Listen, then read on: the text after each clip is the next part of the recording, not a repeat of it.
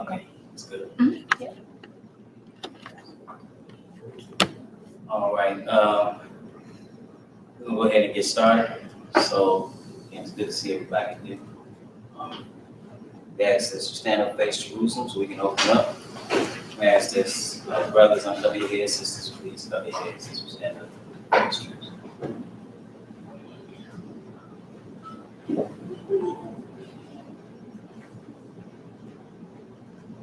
Our Father which art in heaven, Our Father which art in heaven, hallowed be thy name. hallowed be thy name. Thy kingdom come, Thy kingdom come, thy will be done thy will be done on earth in earth as it is in heaven. as it is in heaven. Give us this day our daily bread, Give us this day our daily bread, and forgive us our debts, and forgive us our debts, we forgive our debtors. as we forgive our debtors. Lead us not into temptation, And lead us not into temptation, but deliver us from evil. but deliver us from evil. Thine is the kingdom, For thine is the kingdom, the power, and the power, and the glory, and the glory, forever. forever. Praise the Lord. Praise the Lord. He is good, For he is good, with mercy endures forever. for his mercy endures forever. Praise the Lord God of Israel. Praise the Lord God of And Israel, he is good, for he is good, and his mercy endures forever. and his mercy endures forever. These things we pray in Jesus' name. These things we pray in Jesus' The Holy name. One of Israel, The Holy One of the Israel, Mighty One of Jacob, the mighty one of the Jacob, Lord of the Lords, Lord of lords, King of Kings. and the King of kings. Amen. Amen. Today's scripture reading will be taken from Deuteronomy, the 10th chapter. And now, Israel, what doth the Lord thy God require of thee? But to fear the Lord thy God, walk in all his ways, and to love him, and to serve the Lord thy God with all thy heart and with all thy soul, to keep the commandments of the Lord and his statutes which I have commanded thee this day for thy good. Behold, the heaven and the heaven of heavens is the Lord thy God. There is also with all that there is in. Circumcise therefore the foreskin of your heart, and be no more stiff-necked. For the Lord your God is God of gods and Lord of lords, great God, a mighty and a terrible, which regarded not persons, nor taketh reward. I read unto you Deuteronomy the 10th chapter, verses 12 through 14, verses 16 and 17. May the Lord add a blessing to the reading of his word in Jesus' name. Amen. Amen. All praise, all glory, all honors most certainly due to the Most High, God of the patriarchs Abraham, Isaac, and Jacob. Peace to each and every one of you here in the name of Jesus. I count it truly a blessing each and every time that I can come before you to preach the word of God. Never do I count it as a life thing to do so. There's nothing else that I'd rather be doing. The title of today's sermon lesson is The Law of God, Our Perpetual Standard of Living. Again, the title is The Law of God, Our Perpetual Standard of Living. When we examine Scripture, we find that the law of God is the standard by which we are to live. And not only that, but we find that this standard of righteousness was evident prior to the dispensation of the law in the days of Moses. Even in the very beginning, God manifested himself to this man and gave him a standard by which to operate. He eventually officially gave the codified law and delivered by way of Moses to the children of Israel. This is why Paul writes, what advantage then hath the Jew, or what profit is there of circumcision? Much chiefly everywhere, for unto them were committed the oracles of God. Amos writes concerning this, you only have I known of all the nations of the earth. The man has continually rejected law, and as a result, the Father sent his Son to redeem man. We read in the Gospel of John, the gospel of the world, that he gave his only begotten Son, that whosoever should believe on him should not perish, but have everlasting life. But as Paul proclaimed, do we then make void the law through faith?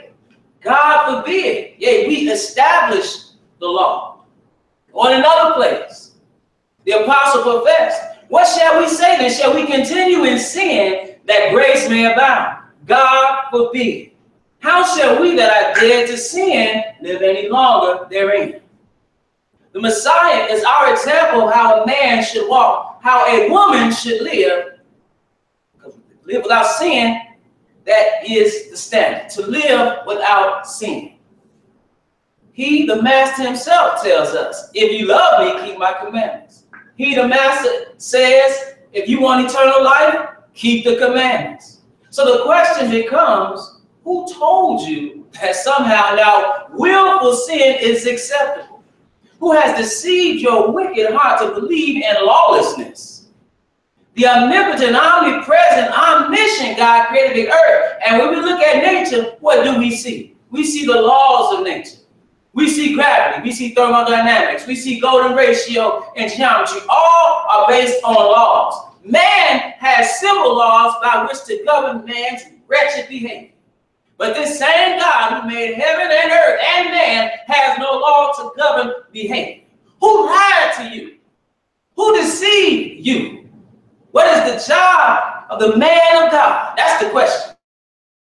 Malachi writes, for the priest's lips should keep knowledge, and they should seek the law at his mouth, for he is the messenger of the Lord of hosts. See, he should teach you the law, the statutes, the commandments, the judgments, the ordinances of God. But Ezekiel, the prophet, tells us what these men have done.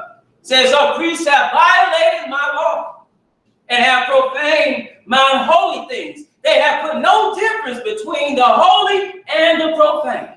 Neither have they shown difference between the unclean and the clean, and have hid their eyes from my Sabbaths, and I am profane among them. They perpetuate the so-called pastors, the priests, the teachers. They perpetuate the sin among the people. It is absurd to think that God has nullified his law.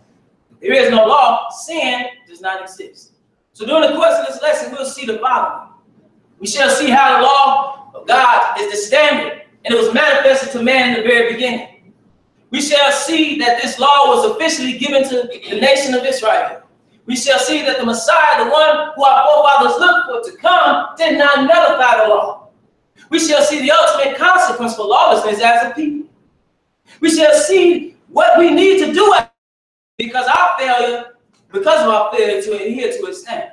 We shall see that those of other nations who would serve the God of Israel are also expected to be obedient to this standard.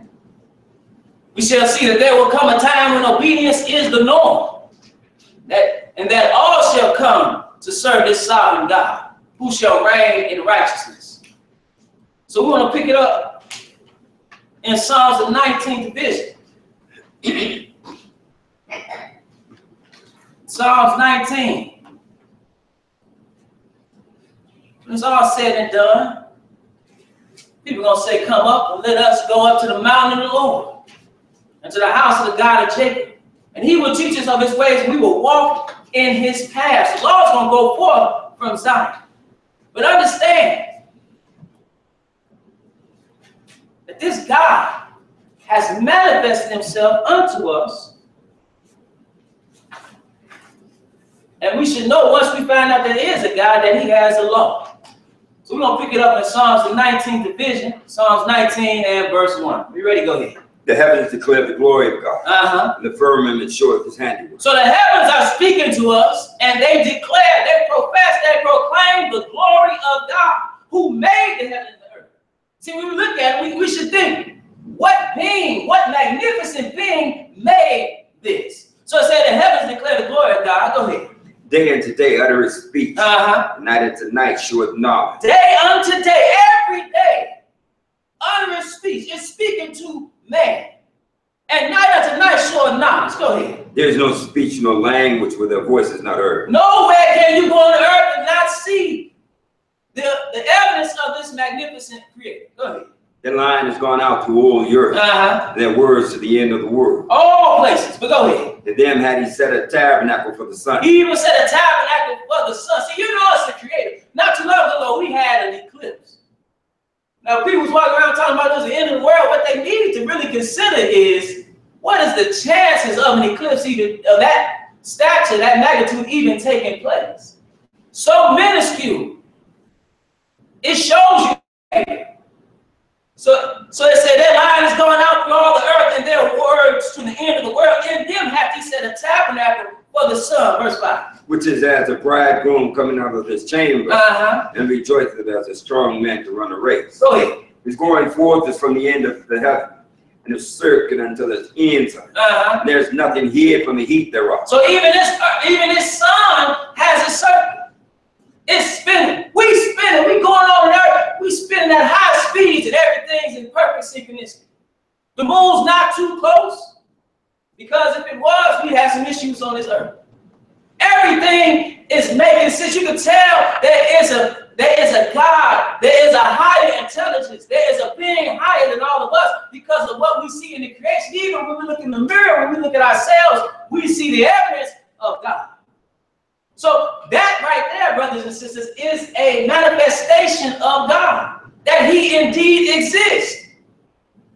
Now what does the psalmist say right after this? Verse 7.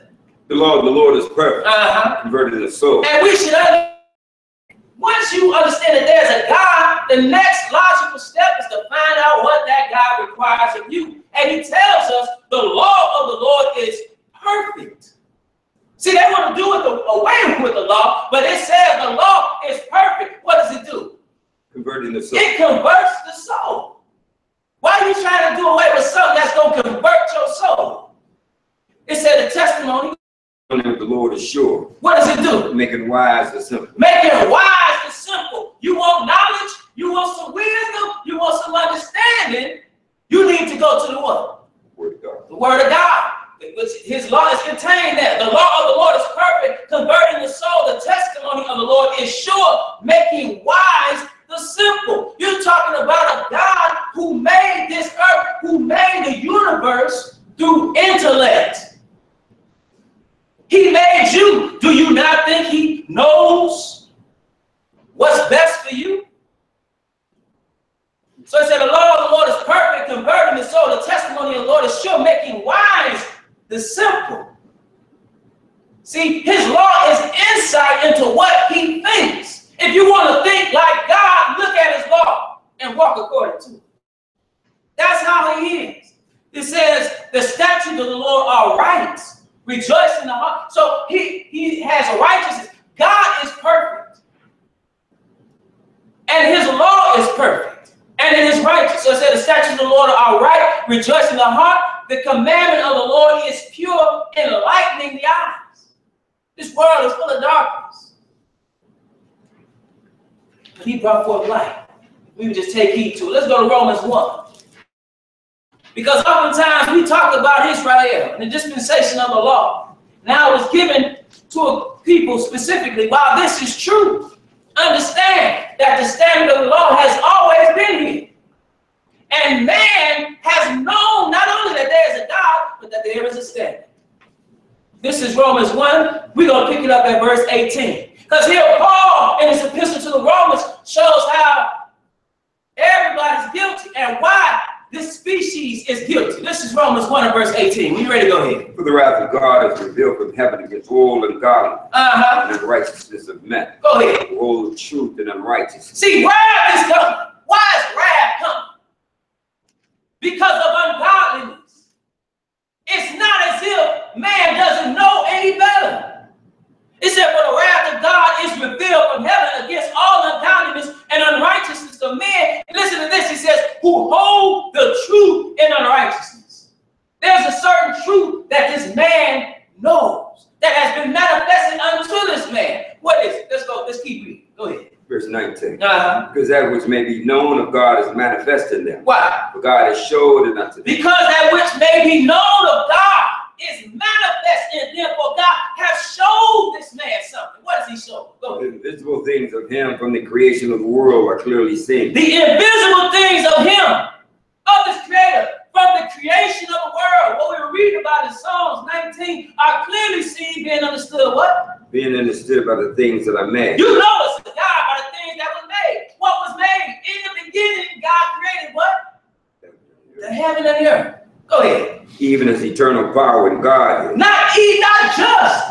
Listen to what's been manifesting unto us, man. We're going to read even further. We're going to go to the beginning and see.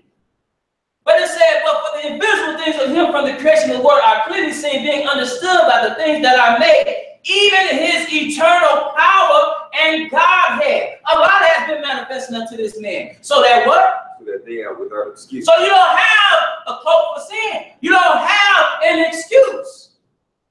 That's why wrath is coming. That's why when you think about it, that's why this earth is going to be burned if few men left. Because people discount God so willy-nilly. Go ahead. Because that when they knew God. When they knew God, what did they do? They glorified him not as God. They didn't glorify him not. They glorified him not as God.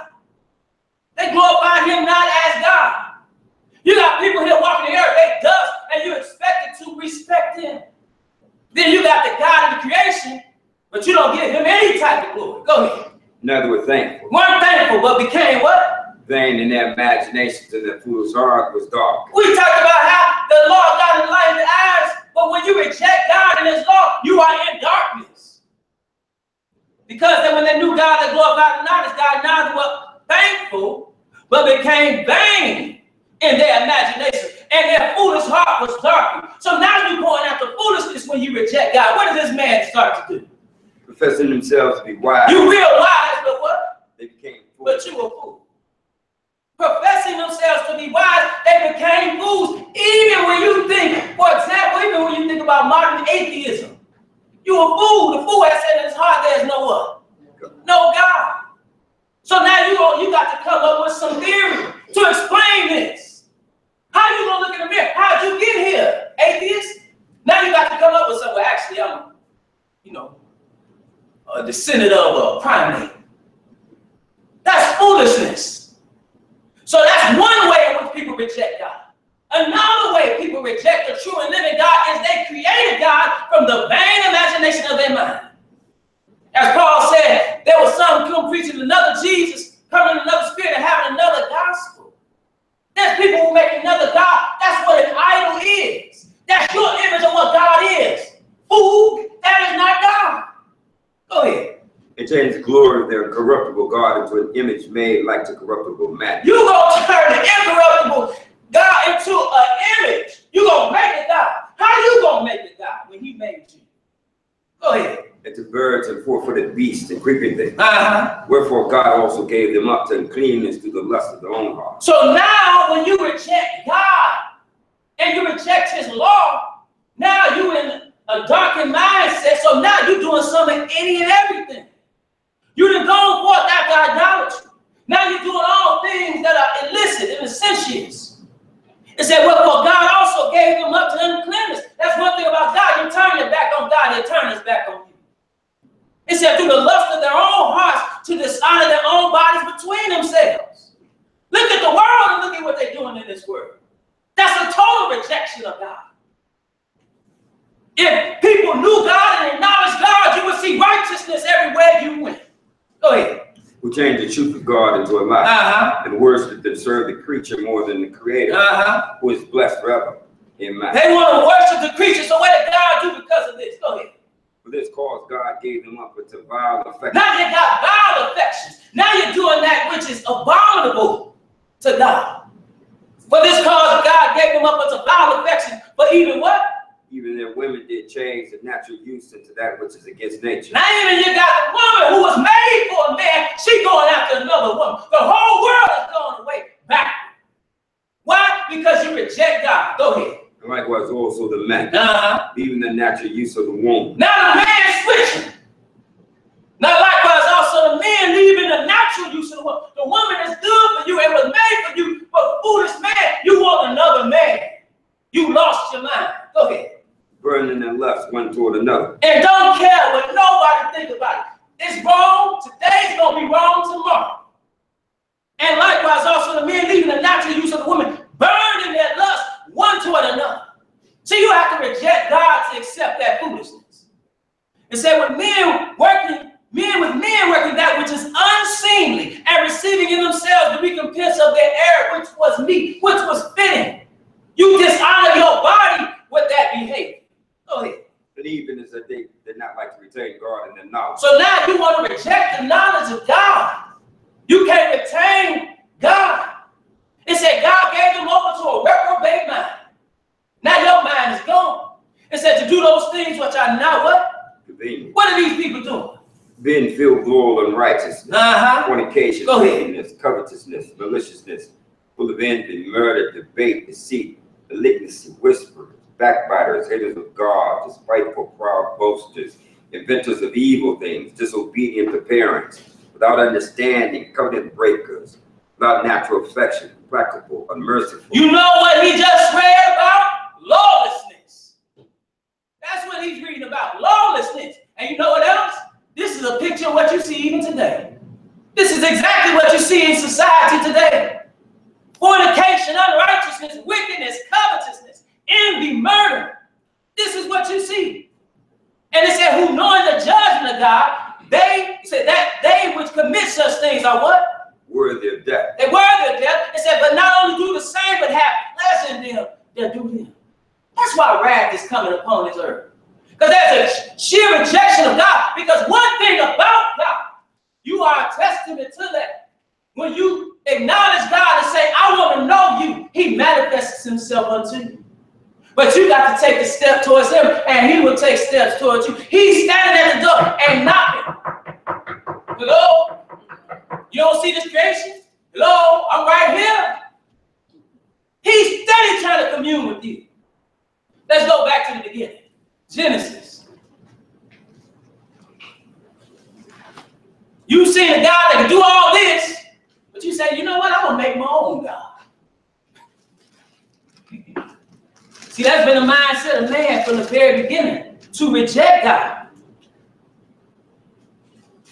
But understand, he made you. He manifested himself unto you and then immediately gave you instruction. This is Genesis 2 and verse 7. Genesis 2 and verse 7. When you're ready, go ahead. And the Lord God formed man of the dust of the ground. And breathed into his nostrils the breath of life. And man became a living soul. So he brought man into existence. That's the good. Again, you guys say this. Where did man come from? What was the starting point? Even if you say that we come from some lower species, that lower species had to have a starting point of creation. It didn't just come out of nothing. This book is not here because it came out of nothing. No, somebody actually put this together. And this is when man is put together. It said the Lord God formed man of the dust of the ground and breathed into his nostrils the breath of life, and man became a living soul. And at this point of existence, this is God not only creating man, but manifesting himself unto this man which he created. And when he created him, what did he do? He said, you do whatever you want to do. Let's find out. Verse 15. And the Lord God took the man, put him into the Garden of Eden, to keep it. So he gave this man something to do, and then what did he do? The Lord God commanded the man. The Lord God said, you don't have to keep the law. The Lord God commanded the man. He immediately gave him commandment, which was what? Of everything is freely. Verse 17. But of the tree of the knowledge of good and evil, thou shalt not eat of it. But the day that thou eatest thereof, thou shalt surely die. So you got to think about it. He comes into existence and he sees God. And he sees what God has made. God has set the table for this man, and then he puts him in the garden to dress it and to keep it, and he gives a commandment. He's telling him, but of the tree of the knowledge of good and evil, thou shalt not eat of it. When the days you eat thereof, thou shalt surely die. And we understand he's telling him not to commune with Satan. Walk with me. We'll learn more about that in a second. But let's go to Genesis 3. Because this man, from the very beginning, has rejected the standard that God has set forth. This is Genesis 3 and verse 19. And here we see the consequences. Because he told him, in the day you eat thereof, thou shalt surely die. Verse 19. In the sweat of thy face shalt thou eat bread. So now he cursed this man. So he said, the sweat of thy face shalt thou eat bread. So now you got to work. You got to work to eat bread. Go ahead. Till I return to the ground. You're going to work to eat bread until you get put back in the ground from which you came. Go ahead. For out of it was thou taken. But dust thou art, and to dust shalt thou return. From dust thou art, and to dust shalt thou return. Every funeral should refer you to this back here. It should show you the consequence for sin. But no, we'd rather say somebody's having a homegoing. Yeah, you're going right back in that ground. Which is the case because you turned your back on God in the first place as a species. And we inherited that.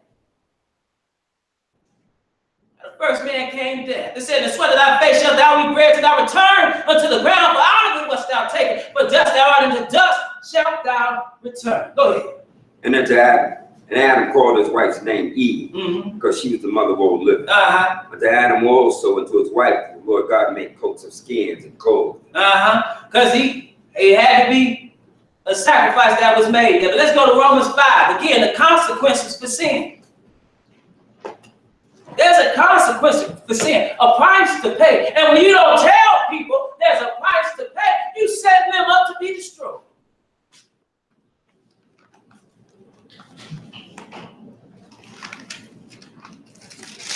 So mom and dad in their house had rules. And if you, especially some of you grew up in a different era, you really know the consequences for violating those rules. Might be that strap, might be that switch. But God, who's the Father of us all, has no punishment for sin. Romans 5 and verse 12. Are you ready to go ahead? Wherefore, as by one man sin entered into the world. We saw that with Adam. Go ahead. And death by sin. And that's the consequence. Death by sin. The wage of sin is death. Wherefore, as by one man sin entered into the world, and death by sin. Go ahead. And so death passed upon all men. And so death passed upon all men. This is the way all of us have to go if we don't live into the second coming of the Messiah. Everybody in here seeing somebody pass on. There's nobody living right now that was alive 200 years ago. See, that was passed down. It's an extreme consequence. It says, for that all have sinned. Let's go down to verse 19. You ready to go ahead? For as by one man's obedience, many were made sinners. For by one man's disobedience, many were made sinners, right? We were born into that. So by what? So by the obedience of one shall many be made right. So by the obedience of one who is the Messiah shall many be made righteous. Right? So people would take this and say, oh, that means that you don't have to keep the law. He did away with the law. You are preaching lawlessness. What sense do it make that he would do away with the law that you violated when he had to come and die because you violated the law in the first place? That makes absolutely no sense. And as a matter of fact, there has always been a standard by which to live. Let's go back to the book of Genesis. Genesis 4, we're going to see that always has been a standard. Genesis 4. And we're going to and just look at these things. Genesis 1 and verse 4. You ready? Go ahead. And Adam knew Eve, his wife, and she conceived and then came. It said the Lord. So Adam knew his wife, they had a son. Go ahead. And she came to his brother Abel. Abel was a keeper of sheep, but Cain was a tiller of the ground. So now they have another son. They had Cain first and they had Abel. And what happens in the process of time? And in the process of time, it came to pass. The Cain brought of the fruit of the ground and the offering unto the Lord. Abel, he also brought of the pursuing of his flock and of the fat thereof. And the Lord had respect unto Abel and to his offering. Go ahead. But unto Cain and to his offering, he had no respect. And Cain was very wroth and his countenance failed. We should think about this. We know the story, but do you understand that if they made an offering, there was a standard by which to make an offering? God has shown them what he required of them. Even back here. This is before, again, the dispensation of the law in the days of Moses. And you can tell that there's a standard because one is accepted and the other is not. Abel's offering is accepted, Cain's is not. Go ahead. And the Lord said unto Cain, why art thou wroth, and why is thy countenance full? If thou doest well, shall not thou be accepted? So did he tell him, don't worry about it, I'll have a standard? It's all about lawlessness? No, he said, if thou doest well, if you do right, shalt thou not be accepted of God? So he says, and if thou doest not well, what? Sin lies at the door. See, you got sin back here. You always had a standard. And it says, unto thee shall be his desire, and thou shalt rule over him. Verse 8. And Cain talked with Abel, his brother. And it came to pass when they were in the field that Cain rose up against Abel, his brother, and slew him. So now Cain is upset, and now Cain kills his brother. Now you got to think about it. If there was no law, there would be no problem with him killing him. But the Lord said something. Go ahead. And the Lord said unto Cain, where's Abel thy brother? And he said, I know not. My brother's keeper. So he asked the question, knowing the answer, over verse 10. And he said, what hast thou done? The voice of thy brother's blood crieth unto me from the ground. And now art thou cursed from the earth, from which had opened up her mouth to receive thy brother's blood from thy hand. So now you had the curse of Cain. Again, if there was no law, see that it was a requirement. How could you punish him? How could you punish him if there was no standard by which to live? Let's go to Genesis 5. Verse 25. And Adam knew his wife again, and she bare a son and called his name Seth. Okay, so now she has a son. Now Cain is of that wicked one. Okay? Abel, the righteous seed, is cut off. But But then she had Seth. It says, and Adam knew his wife again, and she bare a son and called his name Seth. For God said, she hath appointed me another seed instead of Abel, whom Cain slew. The righteous seed that was to be brought forth from the marriage union in the first place. Verse 6 goes, what happens now? And to Seth, to him also there was born a son. Now Seth has a son. Go ahead. And he called his name Enos. And he calls his name Enos. Then began man to call upon the name of the Lord. And then man began to call upon the name of the Lord. But it says the name of the Lord here. But when you look at the scripture, Lord, it says Yahweh. They call on him back here. Now, if you think about that, think about what we read in Romans 1 about what was manifested unto man. The creation. You see that there's a God through the creation. He talked about even his Godhead. The eternal power, so that they are without excuse. These men even knew the name of God. Even though when you read in Exodus, they just know about God Almighty. So it says, and to Seth, to him also there was born a son, and he called his name Enos. Then began man to call upon the name of the Lord. They call upon the name of the Lord. They making sacrifices to this God. They understand that there's a standard by which they are to live, even back here. Let's go to Genesis 5 and verse 23. Genesis 5 and verse 23. Let's read about his descendants. Genesis 5 and verse 23. When you're ready, go ahead. Because if there's no law, or the law is not important, explain this. If there was no law back here, explain this. Genesis 5 and verse 23. When you're ready, go ahead. In all the days of Enoch were 365 years. So Enoch lived 365 years, and what happened? And Enoch walked with God, and he was not, for God took him. Now it said Enoch walked with God. It said he walked with God, and he was not, for God took him. We read in the book of Hebrews. We understand that he was translated that he should not see death. The question we should ask ourselves is, what did Enoch do to avoid death? For God to give him such a reward that he didn't have to see death. It says he walked with God. Well, what does it mean to walk with God? It means to do just what he told you to do in the first place. That's what he wanted you to do in the first place. To avoid Satan.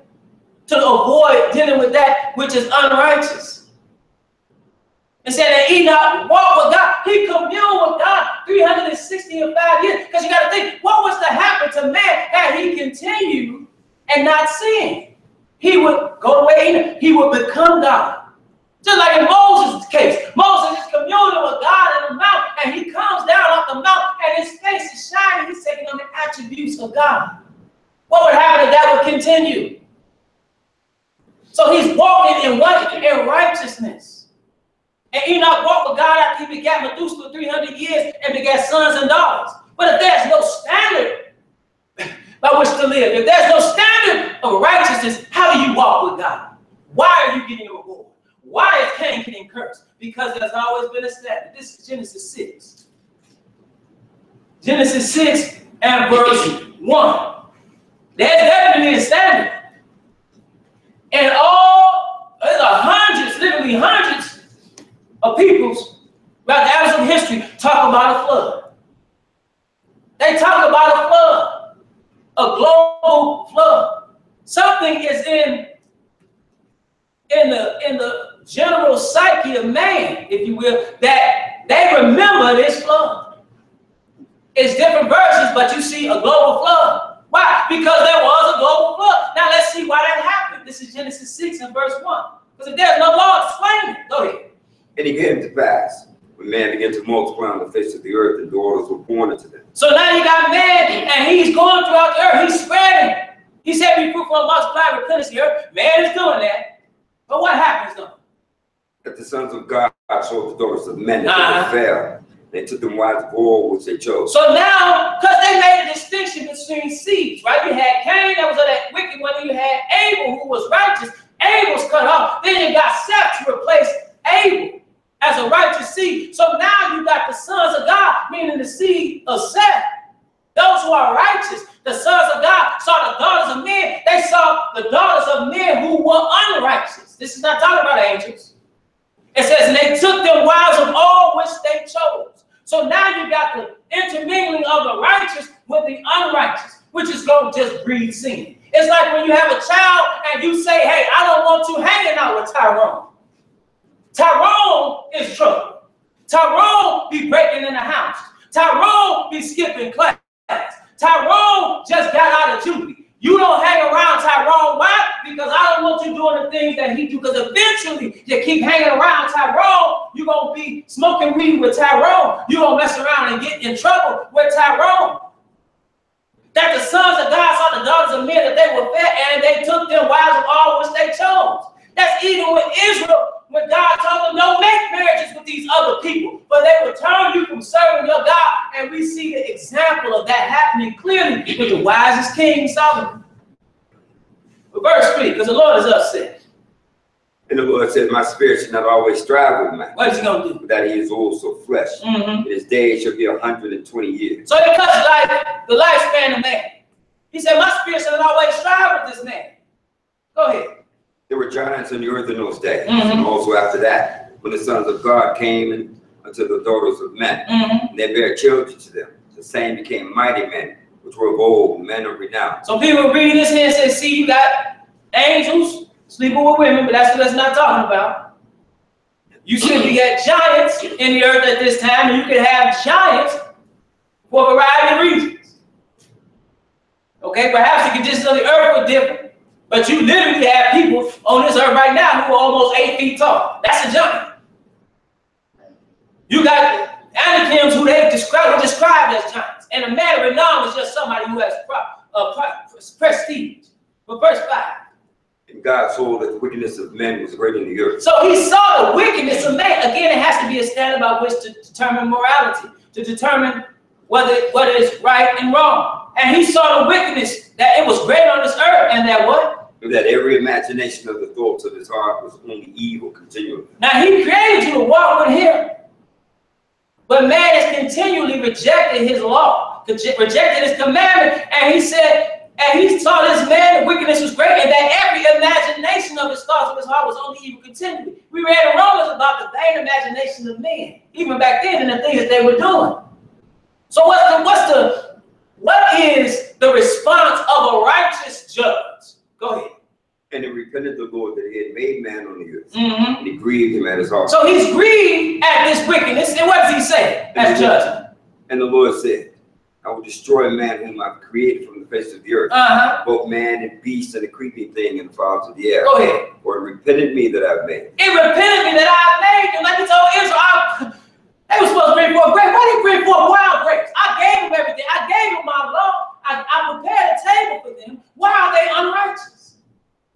This whole man is like that. All of mankind.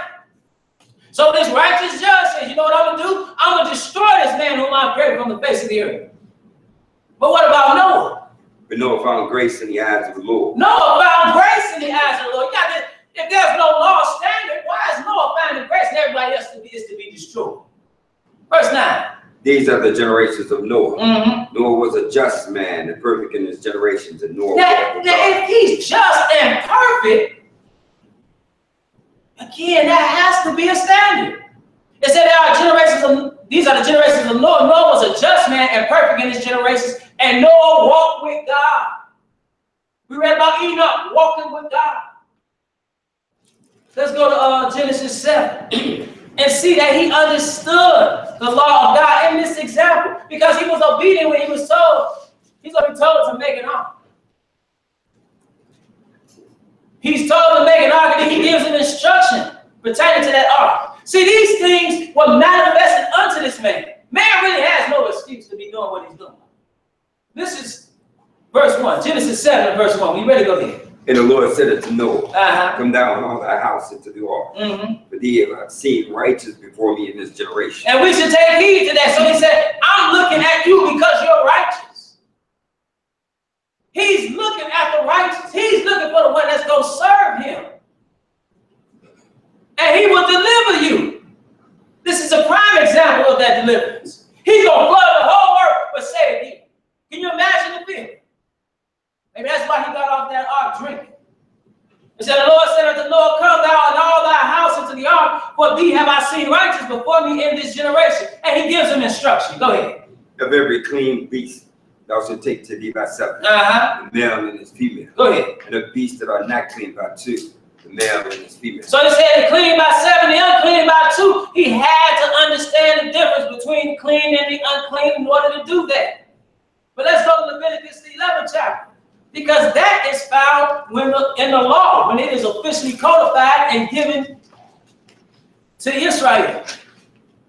The difference between clean and unclean. That's what the man of God is supposed to do. Put a difference between the clean and the unclean. From that which, the difference between that which is holy and that which is profane. But people do it what they want to do. Leviticus 11 and verse 43. Leviticus 11 and verse 43. Because here we see the law pertaining to diet. When you're ready, go ahead. You should not make yourselves abominable with any creeping thing that creepeth. Neither shall you make yourselves unclean with it. You shall be defiled thereby. So he tells you about all these other animals. We towards the end of it, he tells you all these animals that you can't eat and that those that you can eat and those that will make you unclean. But verse 44, because he requires sanctification. Go ahead.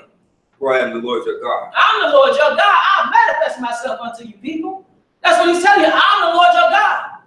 Even when you read the 10 Commandments, I'm the Lord your God that brought you up out of the land of Egypt. I've manifested myself to you with that great deliverance. Guess what? Have no other gods before me. But go ahead. You should therefore sanctify yourselves. Set yourselves apart from other people. Go ahead. Ye shall be holy. Ye shall be holy. Do you understand what holy means? Sanctified, set apart. You are different from the world. So you should not operate like the world operates. For I am the Lord. It's not just something you say. To be sanctified is not just something you say. It's a behavior. It's a walk. It said, for I am the Lord your God. Ye shall therefore sanctify yourselves, and ye shall be holy. For what? For I am holy. Now the what? Neither shall ye defile yourselves with any manner of creeping things that creepeth upon the earth. He gonna remind you again. Go ahead. For I am the Lord that bringeth you up out of the land of Egypt. Remember what I did for you. Go ahead. To be your God. So therefore be holy, for I am holy. Be just like me. We should consider that. We should consider how God is and his righteousness, and then consider ourselves. And how we should try to meet that standard of righteousness, how we should operate, how we should walk, how we should talk, how we should look, even how we should eat, which is what this is talking to here. How we should deal with one another. Go ahead. This is the law of the beast and of the fowl and of every living creature that moveth in the water, and of every creature that creepeth upon the earth. To do what? Make a difference between the unclean and the clean, and between the beast that may be eaten and the beast that may not be eaten. To make a difference between the unclean and the clean, and between the beast that may be eaten and the beast that may not be eaten. So this is codified here, but Noah understood it many years prior. Let's go back to Genesis and see another example of the law being there. See, they understood. Genesis 38. You got to think, there's no standard, there's no book. God had manifested himself unto him.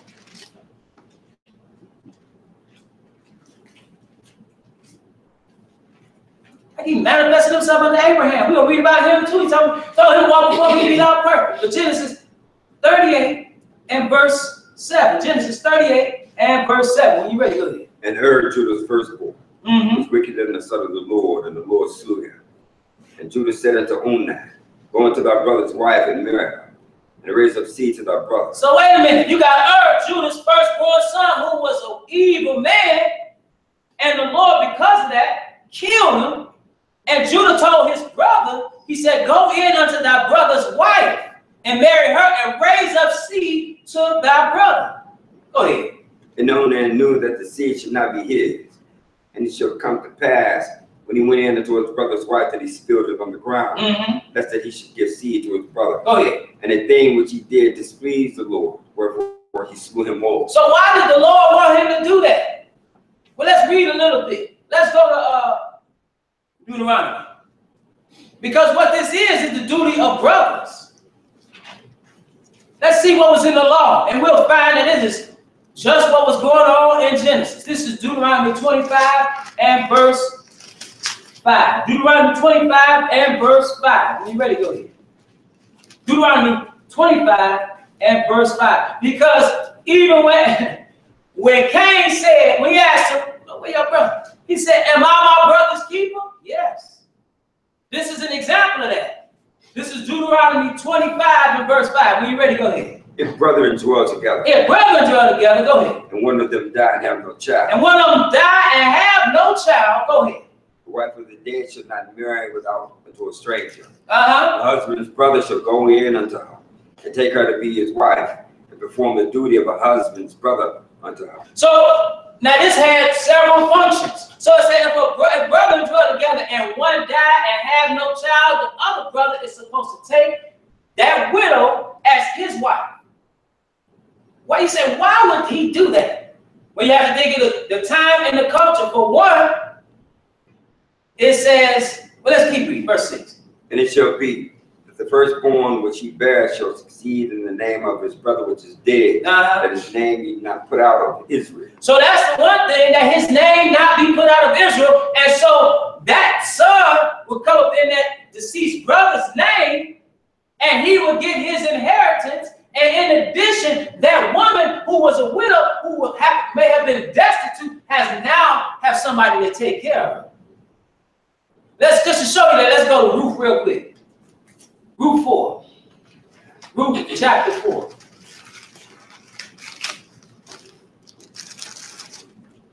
Because we know Naomi had two sons. They died, and her daughter-in-laws, they were left.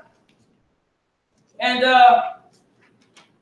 that's why she even said, she said, look, you're going to stay with me if I would happen to marry this, and you're going to wait till those sons I might have grow up. But one of them stayed. Ruth was faithful. Let's go to, so this is Ruth 4, and just read verse 6, a couple verses. Ruth 4 and 6, because they are fulfilling this duty. You can see it in action here. What they were told to do all the way back in Genesis. But go ahead. And the kingsman said, I cannot redeem it for myself, lest I marry my own inheritance. Redeem thou my right to thyself, if I cannot redeem it. So now this Boaz, he is a kinsman of the deceased, but there's a closer kinsman that should fulfill this duty first. The closer, they got together and had a meeting, they said, hey, listen, I can't do it. The closest one to the kinsman, he said, I can't redeem it for myself. He said, lest I mar my own inheritance. Meaning I'll mess up the inheritance that I'm supposed to give to my own son. I can't do it. I don't have enough. So they said, you redeem it, right? So really, this is not for Boaz's benefit per se, but go ahead. Now, this was a matter in the former time in Israel concerning redeeming and concerning change and for to confirm all things. A man plucked off his shoe and gave it to his neighbor. And this was a testimony in Israel. Go ahead. Therefore the kinsman said unto Boaz, buy it for thee. So he drew off his shoe. Go ahead. And Boaz said unto the elders and to all the people, your witnesses this day that for all that was Elats and all that was Shilonons and Milons of the hands of Naomi. Okay, so now he had all these things, and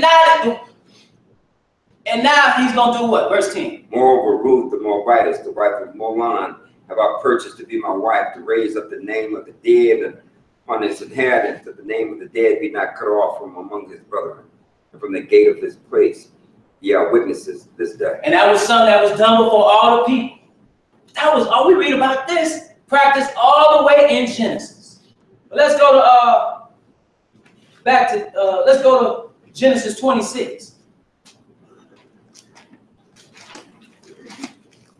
Let's go back to Genesis 26.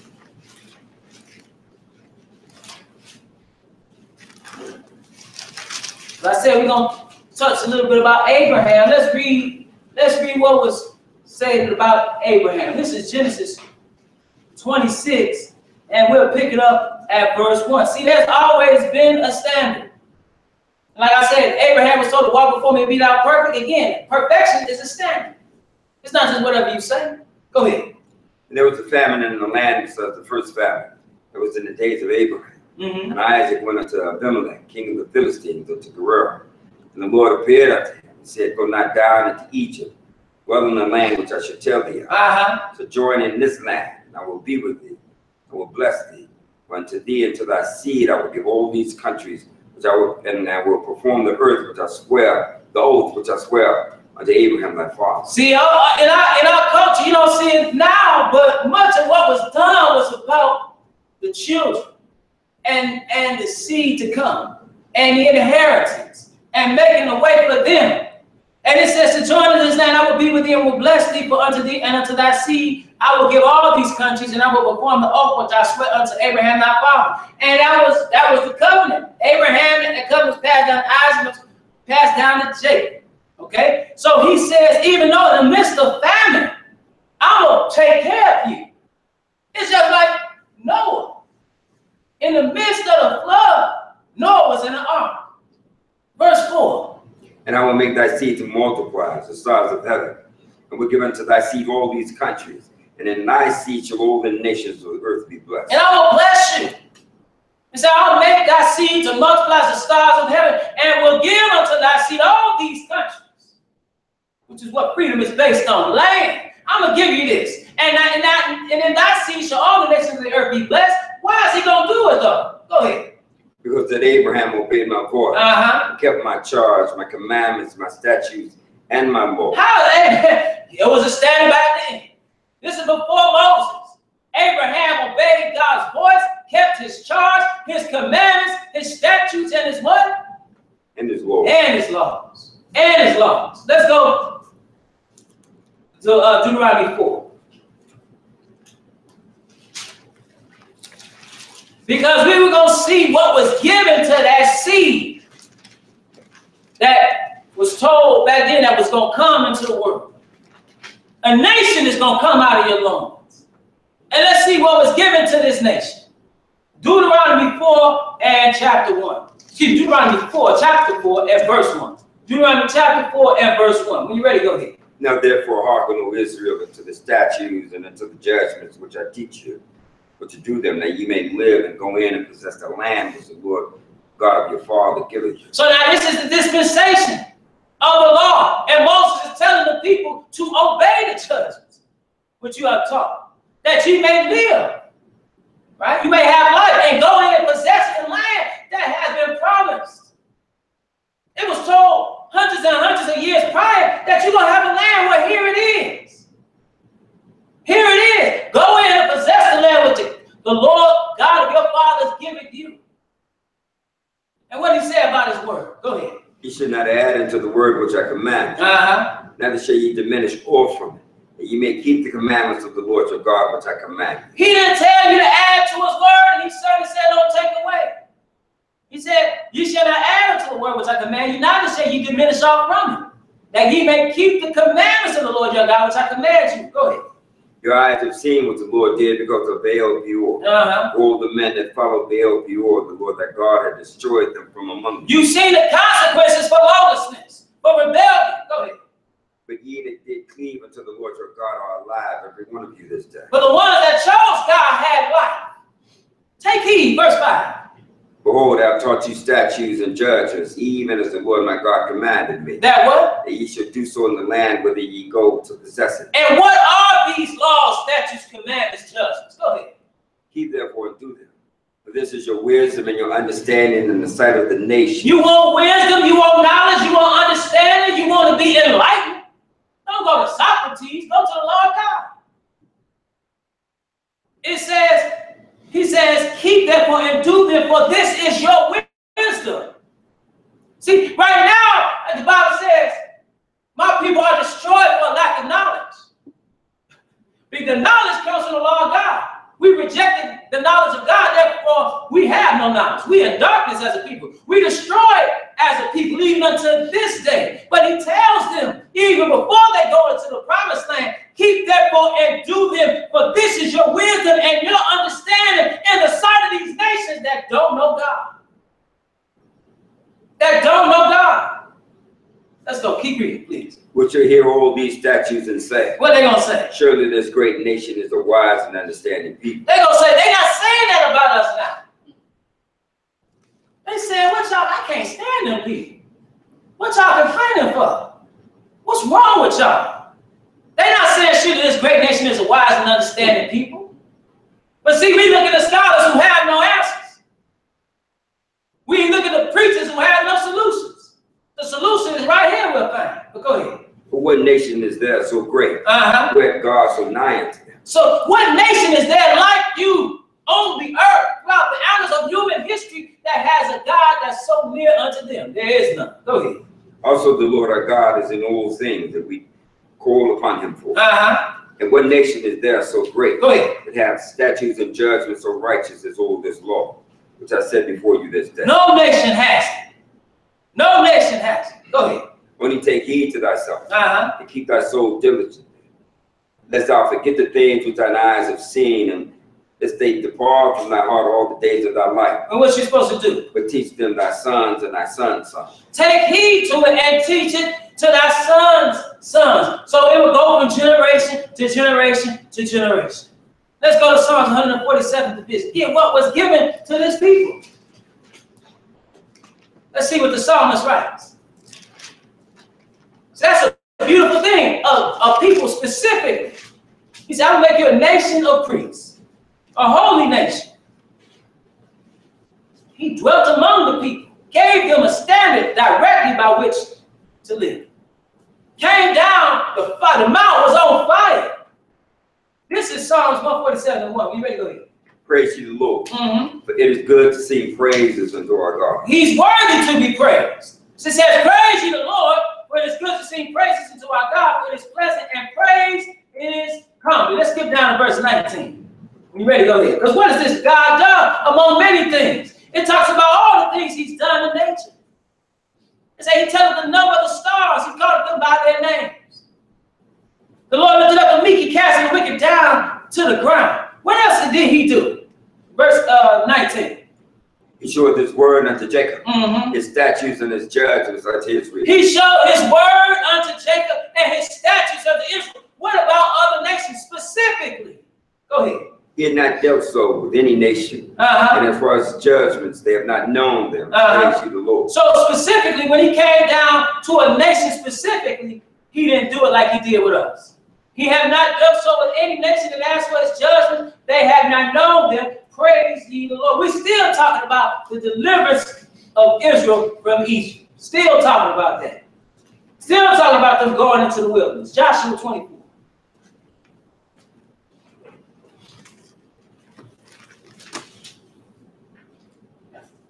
So he gave them that, but the people really have a choice to make when it comes to whether or not you're going to follow the law or not. Some people know they're Israel, act like it. That means they're going to be saved because they're Israel. Some who are Israel are not Israel. Because it's not about that, it's about what was given to Israel, which was the law. And Joshua, let's see what he said. This is Joshua 24. Because he says you got to choose what you're going to do. Are you going to choose to serve God or not? Joshua 24 and verse 14. When you're ready, go ahead. Now therefore fear the Lord and serve him in sincerity and in truth. So he says, therefore fear God, reverence God, and serve God. How do you serve God? By being obedient unto his law, his statutes, his commandments. And he says, do it in sincerity and truth. Don't do it according to a lie. See, people doing it according to a lie right now. They talking about they serving God, but it's based upon what they say. And he says, do what? And put away the gods which your father served on the other side of the flood and in Egypt, and serve ye the Lord. So now when he says, and put away the gods which your father served on the other side of the flood, he's not talking about in the days of Noah. He's talking about the river Euphrates. See, Abraham was called out of the hub of false worship, which was Babylon. He was called out and he told him, walk before me and be thou perfect. You want to chase all false worship? You can go all the way back and start in Babylon. So he says, put away the false gods which your father served on the other side of the flood, on the other side of the Euphrates River. That's what a Hebrew means, right? One that's crossed over. It says, and in Egypt, they had other false gods in Egypt, with God, the true and living God of Israel, showed that those gods were not God. And he says, serve you the Lord. Verse 15. And if it seem evil unto you, serve the Lord. Go ahead. Choose you this day whom ye will serve. So you need to choose as a nation who you going to serve. Go ahead. Whether the gods which your father served that were on the other side of the flood. You going to serve these false gods on the other side of the flood, or who? Or the gods of the Amorites, in whose land ye dwell. Or you going to serve the gods of these Amorites in the land you dwell? Those guys can't be too good. They allowed them to be destroyed and conquered. But go ahead. But as for me and my house, what we gonna do? We will serve the Lord. We gonna serve the Lord, and that's a decision that has to be made. Even here, you see a head of household, even a captain of the people. He said, "Me and my house, we gonna serve the Lord." But let's go to Deuteronomy 33, because when you really look at it, the whole nation was set up in a way. When you look at government of the nation and those who were in leadership, it was set up in a way that people would indeed observe or adhere to the law of God. Let's see what he set up. Deuteronomy 33 and verse 8. Deuteronomy 33 and verse 8. When you're ready, go ahead. And of Levi he said, "Let thy Thummim and thy Urim be with thy Holy One, whom thou didst prove at Massa, and with whom thou didst strive at the waters of Meribah." So he said so now this sacred law that they had to make certain determinations was with Levi. Levi was shown as a tribe to be more zealous for God. And that's the priestly God specifically. You got a kingdom of priests, but specifically the priesthood was with Levi. So he set up a priesthood, one tribe dedicated to what? Teaching the law. Go ahead. Who said unto his father and to his mother, "Have not seen him, neither did he acknowledge his brother, go ahead, nor knew his own children. What did he do? For they have observed thy word and kept thy covenant." See, ultimately, it's not about what somebody else doing, right? Even if they're close to you, if they're wrong, you're gonna call them on, right? You can't be partial. It says, "For they observed thy word and kept thy covenant." Now, verse 10.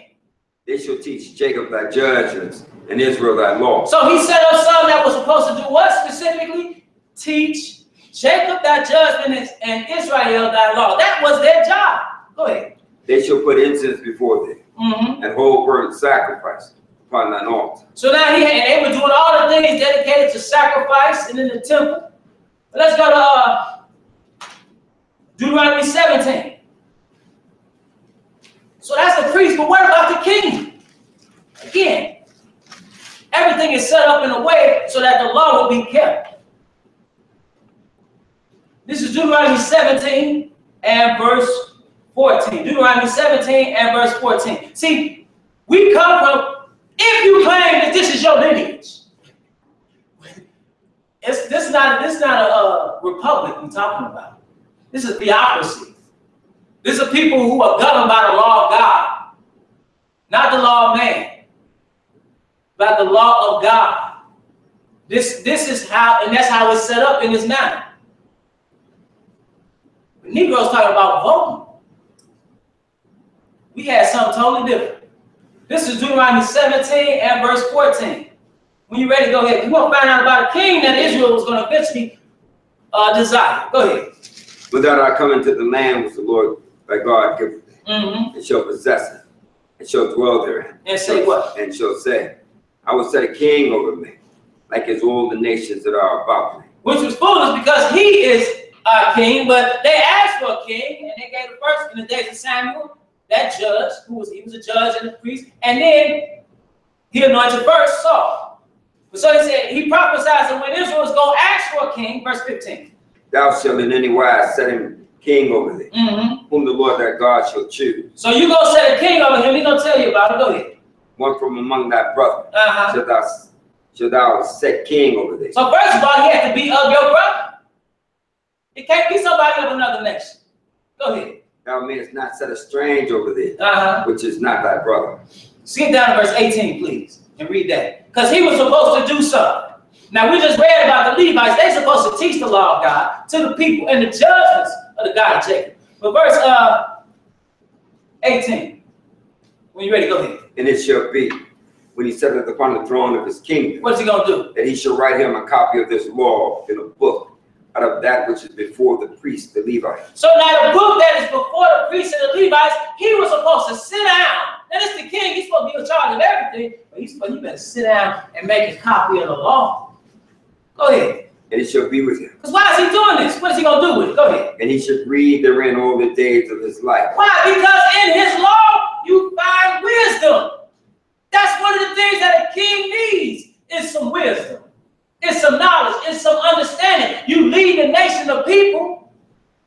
Is that not what Solomon asked for? So it says, and it shall be with him, and he shall read therein all the days of his life, that he may learn to do what? To fear the Lord his God. To fear the Lord his God. To do what? To keep all the words of this law and these statutes, to do that. Go ahead. That his heart be not lifted up above his brother. Go ahead. And that he turn not aside from the commandment. Go ahead. To the right hand or to the left. That's just like that when he was talking about the Levites. How they were concerned about others. Hey, they kept the covenant. It didn't even mean it was somebody like that. They kept the covenant. Or they were supposed to. Here the king, he said, don't go to the right hand or to the left. Go straight. He said that he may prolong his days in his kingdom, he and his children in the midst of thee. Because ultimately, especially when you talk about the king, you thinking about the prince. But let's go to where we at? Psalms 119. Thank you. Psalms 119. Because let's see what the greatest king of Israel said. This is Psalms 119. Let's see what David, son of Jesse, let's see what he said about the law. See, so now you see the king is commanded to copy it out and read it all the days of his life. Let's see what the sweet psalmist said. This is Psalms 119 and verse 97.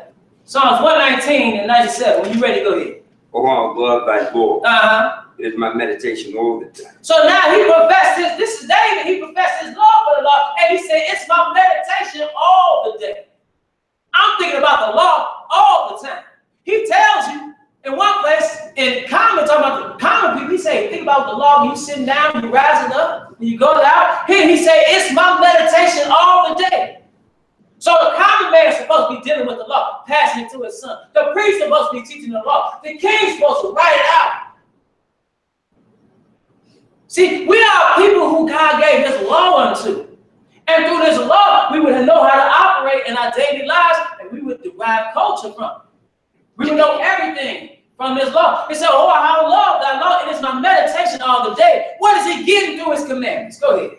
Thou through thy commandments is maybe wiser than mine enemies.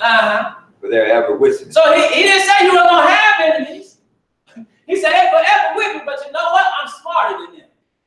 I'm wiser than them. Go ahead. I have more understanding than all my teachers. Why? For thy testimonies are my meditation. He said, I have more understanding than all my teachers. For thy testimonies are my meditation. Go ahead.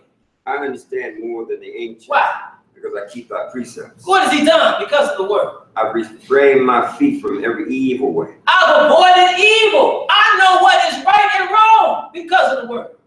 He said, I have refrained my feet from every evil way that I might keep thy word. Go ahead. I've not departed from thy judgment, but thou hast taught me. Go ahead. How sweet are thy words into my taste. Yea, sweeter than honey to my mouth. Go ahead. Through thy precepts I get understanding. And therefore what? Therefore I hate every false way. I hate falsehood. I hate wickedness. You know what? You got a mind like God. Let's go to real quick. Let's go to 1 Samuel. It's not on me. 1 Samuel 13. And see something that was said about David. 1 Samuel 13 and verse 14. Because if that's his meditation, we should understand this here. This is 1 Samuel 13 and verse 14. 1 Samuel 13 and verse 14. When you ready to go ahead. But now thy kingdom shall not continue. So he's telling Saul, he's talking about Saul, the first one that was anointed, first king of Israel that was anointed by Samuel. He said, your kingdom not going to continue. Because Saul kept doing stuff that was out of power. So he said, but now thy kingdom shall not continue. Go ahead. The Lord has sought him a man after his own heart. But he sought him a man after what? His own. His own heart, his own mind. If you want to know what's on the mind of God, what do you need to read? That one rhetorical. What do you need to read? The paper, magazine, his law. His law.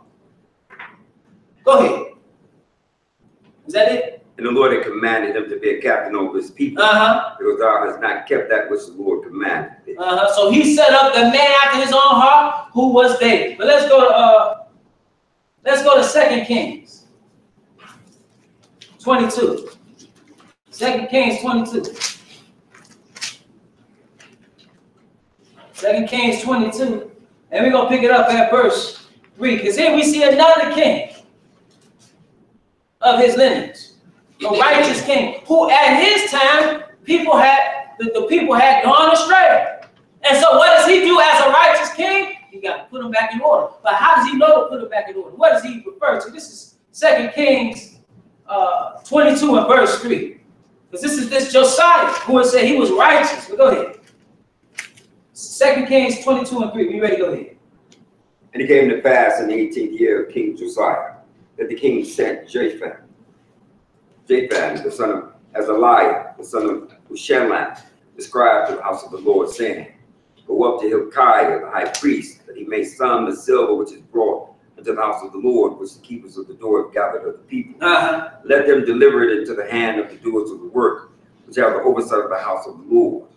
Let them give it to the doers of the work which is in the house of the Lord, to repair the breaches of the house. So now he's repairing the house of the Lord, and we're gonna find out something that was found. Go ahead. Unto carpenters and builders and masons, and to buy timber and hewn stone to repair the house. Howbeit, there was no reckoning made with them of the money that was delivered into their hand, because they dealt faithfully. And what does Hilkiah do? Go ahead. And Hilkiah the high priest said unto Shaphan, the scribe, I found the book of the law in the house of the Lord. Now we read about how the king was supposed to copy the book of the Lord. Right? The book of the law in the house of the Lord. He was supposed to copy that from who? From the Levites. And they say, hey, listen, as they repairing it, they say, hey, look, we done found the book of the law in the house of the Lord. Go ahead. And Hilkiah gave the book to Shaphan, and he read it. Now the priests, they have been dealing with it. They have not been dealing with it. And the scribe, they have been dealing with it. So, but now they see it, they read it. They say, uh-oh, go ahead. And Shaphan the scribe came to the king and brought the king word again. He said, our servants have gathered the money that was found in the house, and have delivered it into the hand of them that to do the work, that have the oversight of the house of the Lord. So now he said, hey, we've done that to get the money in pursuit to prepare the house of the Lord, to repair it. And what happened, verse 10? And Shaphan the scribe showed the king, saying, Hilkiah the priest had delivered me a book. Shaphan read it before the king. And he said, oh yeah, by the way, I got this book. And he read it before the king. And what was Josiah's reaction to it? Go ahead. And it came to pass when the king had heard the words of the book of the law, that he rent his clothes. Because he knew he was in transgression, and the people were in transgression. Why? Because of the law. You don't know sin but by the law. I had not known sin, Paul says, except the law has said, thou shalt not covet. Now I know I'm in error. Now I know my people in error. And if the people are in error and it's a righteous judge, you look at Nineveh. What does he do? He brings forth judgment. You look at the flood. What does he do? He brings forth judgment. You look at Sodom and Gomorrah. What does he do? He brings forth judgment. You look at America. What does he do? Go ahead. And the king commanded Hilkiah the priest, and Ahikam, the son of Shaphan, and Achor, the son of Micaiah, and Shaphan the scribe, and Asahiah, a servant of the king, saying, Go ye, inquire the Lord for me, and for the people, and for all Judah, concerning the words of this book that is found. See, the rulership then amongst our kings was supposed to be, and Josiah is doing the right thing, it's supposed to be about righteousness. Not political expedience, per se, but about what thus saith the Lord.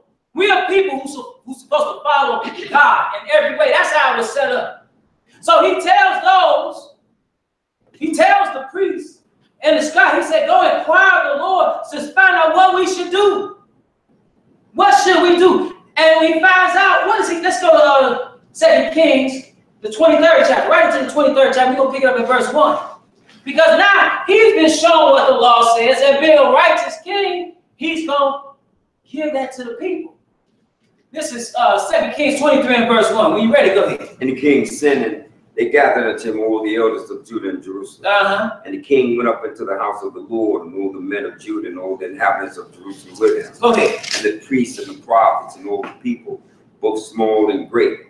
And he read in their ears all the words of the book of the covenant, which was found in the house of the Lord. So now all the people, rich, poor, and priests, prophets, small and great, they hearing the word. Go ahead. And the king stood by the pillar and made a covenant before the Lord to walk after the Lord, and to keep his commandments and his testimonies and his statutes with all their heart and with all their soul, to perform the words of this covenant that were written in this book. And all the people stood to the covenant. So now he renews the covenant. He's a reformer. So he tries to get the people as a whole, as a nation, back on the right way. Verse 4. And the king commanded Hilkiah the high priest, and the priests of the second order, and the keepers of the door to bring forth out of the temple of the Lord all the vessels that were made for Baal and for the grove, and for all the hosts of heaven. And he burned them without Jerusalem in the fields of Kidron, and carried the ashes of them unto Bethel. That shows you how far the people had got out of pocket. When you got to go into the temple of God and take out something that's made in honor of Baal, and for the grove, and for all the hosts, and he took it outside. That's what without means, outside Jerusalem, and he burned it. And what else he did? It says in verse 5, and he put down the idolatrous priests. So you got a nation who's supposed to be righteous. Now you got idolatrous priests. So he put them down, whom the kings of Judah had ordained to burn incense in the high places in the cities of Judah, and in the places round about Jerusalem. Them also that burn incense unto Baal, to the sun, and to the moon, and to the planets, and to all the hosts of heaven. Verse 6. And he brought out the grove from the house of the Lord, without Jerusalem, go ahead, unto the brook Kidron, and burned it in the brook Kidron, and stamped it small to powder, and cast the powder thereof upon the graves of the children of the people. So he's destroying all these things dedicated to idolatry. He's bringing down the idolatrous priests. What else did he do? He break down the houses of the Sodomites that were by the house of the Lord, where the women wove hangings for the grove. So now you got these Sodomites, a lot of these practices that you see throughout that region. Israel had got engaged in them, and what do you see? You see sacred prostitution. You see they weren't just some Sodomites dealing in sodomy. More than likely, they were dealing. That was connected to the worship that was going on. Okay, so he broke down the houses of the Sodomites. See, Israel's they go totally out the back door. But you look at us as the people now, we didn't need a reformation like this. But go ahead. And he brought all the priests out of the cities of Judah. Amongst our people, everywhere you go, you got some false prophets. You got every corner, you got a house devoted to some false worship. We need reformation like this, but go ahead. And defile the high places where the priests had burned incense, from Geba to Beersheba, to break down the high places of the gates that were in the entry and the end of the gates of Joshua, the governor of the city, which were on the man's left hand at the gate of the city. Let's skip down to verse 14. Go ahead. And he break in pieces the images and cut down the groves and fill their places with the bones of men. So now he's defiling that which is dedicated to Ashtoreth, the abomination of the Zidonians and Chemosh, the abomination of the Moabites and Milcom, the abomination of the Ammonites. He defiled that stuff. Go ahead. Let's skip down to verse 24. Thank you. Go ahead. Moreover, the workers with familiar spirits and the wizards and the images and the idols and all the abominations that were spied in the land of Judah and in Jerusalem did Josiah put away. Josiah had in mind to go through his people and say, I'm destroying everything that's not like God. Because the law has shown me what's right and wrong. We need leadership like this. Go ahead. That he might perform the words of the laws which were written in the book that Hilkiah the priest found in the house of the Lord. That's why he did it, because of what was written in the law. Verse 26. Notwithstanding, the Lord turned not from the fierceness of his great wrath, but with his anger was kindled against Judah, because of all the provocations that Manasseh had provoked him with all. And it was so bad that even with this great reformation, said, notwithstanding, the Lord turned not from the fierceness of his great wrath. Because you got to think about it. He had manifested himself unto his people, and they continued to disobey. Let's go to Micah 3. So Micah talks about this wrath that's to come, but it's disobedience. This is Micah chapter 3, and we're going to pick it up at verse 1. Micah chapter 3, and we'll just pick it up at verse 1. When you ready, go ahead. And I said, here I pray you, O heads of Jacob and ye princes of the house of Israel. Is it not for you to know judgment? So here the prophet, who God continually was sending the prophets to the people to turn from what they're seeing. Go ahead. Who hate the good and love the evil. Who pluck off their skin from off them, and their flesh from off their bone. So he's talking about those who love that which is wicked. Go ahead. who also eat the flesh of my people, and fray their skin from off them.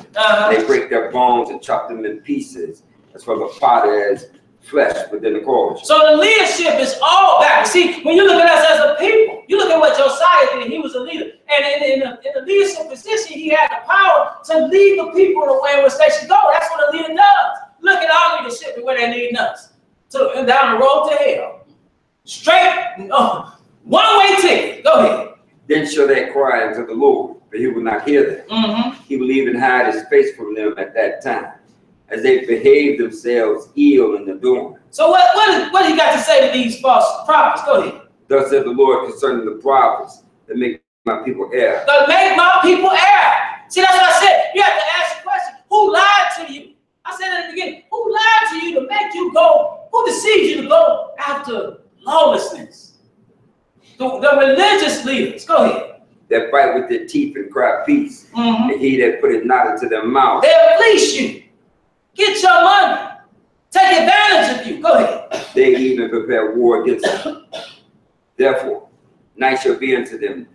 Therefore, night shall be unto you, that ye shall not have a vision. It shall be dark unto you, that ye shall not divine. And the sun shall go down over the prophets, and the day shall be dark over them. Then shall the seers be ashamed, and the divine is confounded. Yea, they shall all cover their lips, but there's no answer of God. You will ask for a word from the Lord. You're not going to find one. Again, you turn your back on God, He turn His back on you. And what's going to happen to Zion as a result? Go ahead. But truly I'm full of power by the Spirit of the Lord, and of judgment and of might, to declare unto Jacob his transgression and to Israel his sin. I'm going to tell you about your wretched self. Go ahead. Hear this, I pray. He heads of the house of Jacob. Listen up. And princes of the house of Israel, that abhor judgment and pervert all iniquity. Leadership, listen up. All you that hate justice, all you that pervert equity, what's going to happen to Zion? They build up Zion with blood and Jerusalem with iniquity. The heads therefore judge for reward, and the priests thereof teach for hire, and the prophets thereof divine for money. So now you got the heads thereof judging for reward, the priests thereof teaching for money, the prophets divining for money. Yet when they lean upon the Lord and say, "Is not the Lord among us?" none evil can come among us. We blessed in the city and blessed in the field. Now you living in the projects, your neighborhood look like it been bombed, disinvestment, deindustrialization, schools terrible, but we blessed in the city and blessed in the field. I'm saved and sanctified. Verse 12. What's going to happen to Zion? Therefore shall Zion for your sake be plowed as a field, and Jerusalem shall become heaps, and the mountain of the houses are high places of the poor. Why? Because of all the wickedness that was done for the rejection of God's law.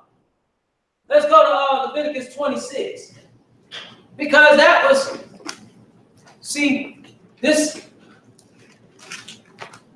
was a progress to that point to where you would be totally destroyed. And back then what happened? You saw it with Assyria, but then when he was talking about specifically, you see that with Babylon. But Moses told you that what's going to happen to you if you continually reject God's law.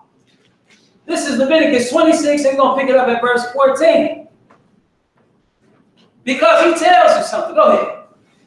But if you will not hearken unto them, will not do all these commandments, and if you shall despise my statutes, or if your soul abhor my judgments, so that you not do my commandments. What am I going to do to you? Go ahead. That you break my covenant. I will also do this unto you.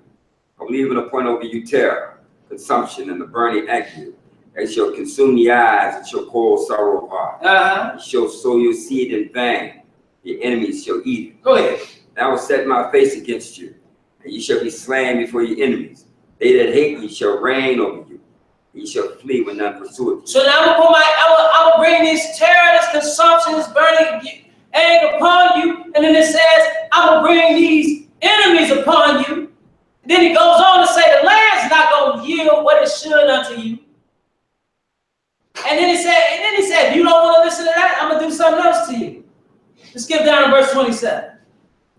And if ye will not walk, and if ye will not for all this hearken unto me, but walk contrary unto me, then what? Then I will walk contrary unto you also in fury. Turn your back on him, see what he do. Go ahead. And I will chastise you 7 times for your sin. And ye shall eat the flesh of your sons and the flesh of your daughter shall ye eat. See, it's going to get so bad. You keep on rejecting me, it's going to get so bad to the point where you're going to be besieged and you ain't going to have nothing to eat.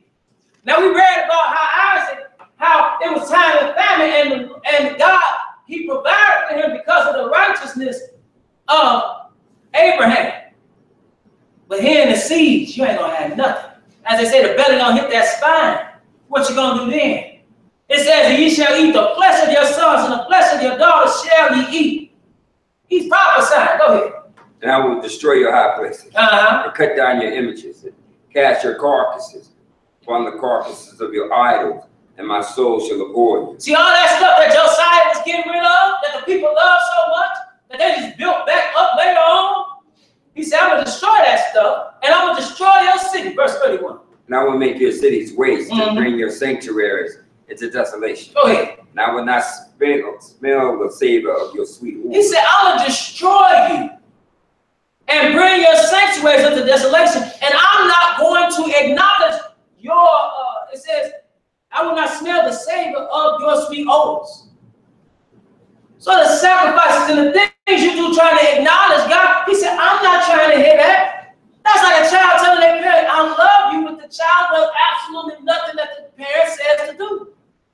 Do you love me? That's the question. He said, I'm not trying to hear that. Go ahead.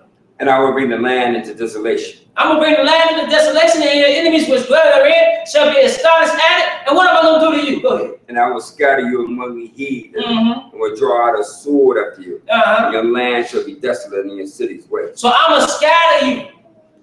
I'm going to disperse you throughout all these people. I'm going to bring a sword after you. Your city's going to be laid waste. You're looking right now, you dwell amongst the destroyed people. And we're not acknowledging God even unto this day. In the midst of our destruction, we're not acknowledging him in the right way. Let's go to Nehemiah. Because there's a right way to do it. Nehemiah. In the days of Nehemiah and Ezra, the children of Israel were allowed, specifically Judah, they were allowed to go back into the land. And let's see what they did. This is the days in which they rebuilt the temple. So when the Messiah came, there was a temple there. It was added on to by Herod. But this is Nehemiah 8 and verse 1. Because here we read, we go back to what? The law. Nehemiah 8 and 1. Are you ready to go ahead? And all the people gathered themselves together as one man into the street before the water gate. And they spake unto Ezra the scribe to bring the book of the law of Moses, which the Lord had commanded to Israel. Here you see it once again. So imagine this. It's given in the beginning. The king is told to copy it down. The people experience all the things that Moses prophesied of. And then they come back into the land. Back from captivity. A type of redemption. And what do they have? What they got to go right back to? Square one with that law. It says all the people gathered themselves together as one man into the street. Just like Josiah gathered all the people. It said before the water gate. And it says verse 2. And Ezra the priest brought the law before the congregation, both of men and women, and all that could hear with understanding upon the first day of the 7th month. And what did he do? Verse 3. And he read therein before the street, before the water gate, from the morning until midday. From morning until midday. Go ahead. Before the men and women, and those that could understand. And the ears of all the people were attentive unto the book of the law. They were attentive to the book of the law. They understood at that point at least what they had come from and why what had happened to them happened. See, that's what we don't understand now, because nobody's telling that to us as a whole, as a people. Verse 4 says, and Ezra the scribe stood upon a pulpit of wood,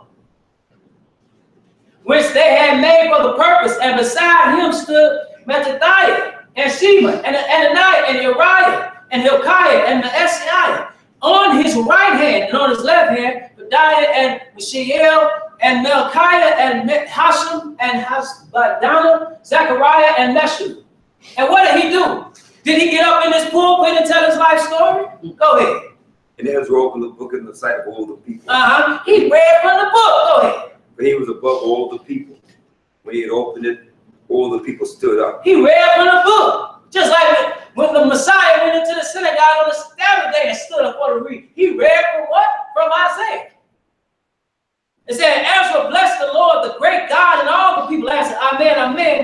lifting up their hands, and they bow their heads and worship the Lord with their faces to the ground. Go ahead. Skip down to verse 8. Thank you. So they read in the book of the law of God distinctly, gave the sense and caused them to understand the reading. So now what are they doing? They are teaching the law to what? Or to who? The people. Go ahead. And Nehemiah, which is the Teshada, and Ezra the priest, the scribe, and the Levites that taught the people, said unto all the people, this day is holy unto the Lord your God, mourn not nor weep. For all the people wept when they heard the words of the law. So now they heard the words of the law. Daniel 9. Daniel 9.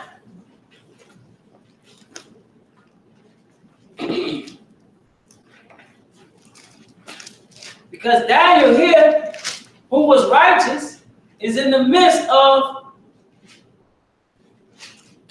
captivity. See, he was before this. He was before this. And let's see what he did while in captivity. This is Daniel 9 and verse 1. Daniel 9 and verse 1. When you ready, go ahead. In the first year of Darius, the son of Ahasuerus, of the seed of the Medes, which was made king over the realm of the Chaldees. In the first year of his reign, I, Daniel, understood by books the number of the years where the word of the Lord came to Jeremiah the prophet, that he would accomplish 70 years in the desolations of Jerusalem. Go ahead. And I set my face unto the Lord God to seek by prayer and supplication, with fasting and sackcloth and ashes. So now he reads the prophet Jeremiah and is trying to understand when this captivity is going to be over. And he set his face unto the Lord God, and he starts to inquire of God. It says he sought him by prayer and supplication with fasting, sackcloth, and ashes. And it says, and I prayed unto the Lord my God and made my confession. And what did he say? It said, O Lord, the great and dreadful God, keeping the covenant and mercy to them that love him, and to them that keep his commandments. So he acknowledged God, he acknowledged his mercy, and then he acknowledged the sin of his people. See, that's why they were weeping when they heard the law, because they understood how out of pocket they were. But here in captivity, Daniel, on his own as an individual, he acknowledges it. Verse 5. We've sinned and have committed iniquity, and have done wicked. Go ahead. And have rebelled, even by departing from thy precepts and from thy judgment. Now that we hearkened unto thy servants the prophets, which speak of thy name to our kings, our princes, and our fathers, and to all the people of the land. Right, so he says that we've sinned, we've not hearkened unto your servants or prophets like the one he's reading, went to the king who didn't want to listen. Verse 7. O Lord, righteousness belongeth unto thee, but unto us confusion of faces, as at this day, to the man of Judah and to the inhabitants of Jerusalem, and to all Israel that are near and that are far off, through all the countries whither thou hast driven them. He's driven them through all these countries, just like we read in Leviticus 27. For what? For disobedience. Go ahead. Because of their trespass that they have trespassed against thee. O Lord, to us belonging confusion of face, to our kings, to our princes, to our fathers, because we've sinned against them. To the Lord our God belongeth mercies and forgiveness, though we have rebelled against him.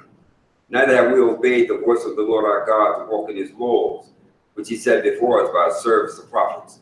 Ye, O Israel, have transgressed thy law, even by departing that they might not obey thy voice. Therefore the curse is poured upon us. So here he's talking about the curse. He's talking about a curse that's poured upon us. See, it's not just it's just poured upon us. It was poured out every time they went in captivity.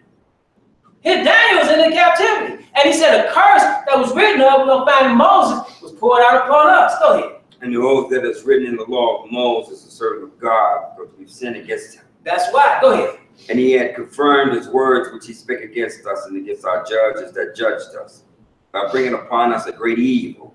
For under the whole heaven have not been done as had been done upon Jerusalem. So what we've suffered, he says, that under the whole heaven has not been done like it has been done unto us. Go ahead, verse 13. As is written in the law of Moses, all this evil has come upon us. Go ahead. Yet made we not our prayer before the Lord our God, that we might turn from our iniquities and understand thy truth. So let's go to Deuteronomy 28, because he said all this is written of by Moses. We read in Leviticus 26, but it's also in Deuteronomy 28. Of what was going to happen to the people. See, it's not even just captivity into slavery. There's a lot of other stuff and leading up into that. This is Deuteronomy 28. And verse 15.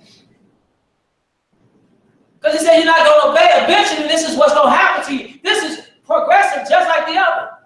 Israel kept doing wrong. Like you especially read it like in a judge. They turn against God. They get oppressed. They cry out to God. He delivered them. They turn against God and do the same thing all over again. You see it with Israel as a nation. Captivity in Babylon and Persia. Then coming out of that captivity, then going into captivity again. See, the curse is upon us for disobedience. But this is Deuteronomy 28 and verse 15. When you're ready, go ahead. But it shall come to pass, if thou wilt hearken to the voice of the Lord thy God, to observe to do all his commandments and the statutes which I command thee this day, that all these curses shall come upon thee and overtake thee. So all these curses are going to come upon you if you do what? If you refuse to obey me. Go ahead. Cursed shall thou be in the city, cursed shall thou be in the field.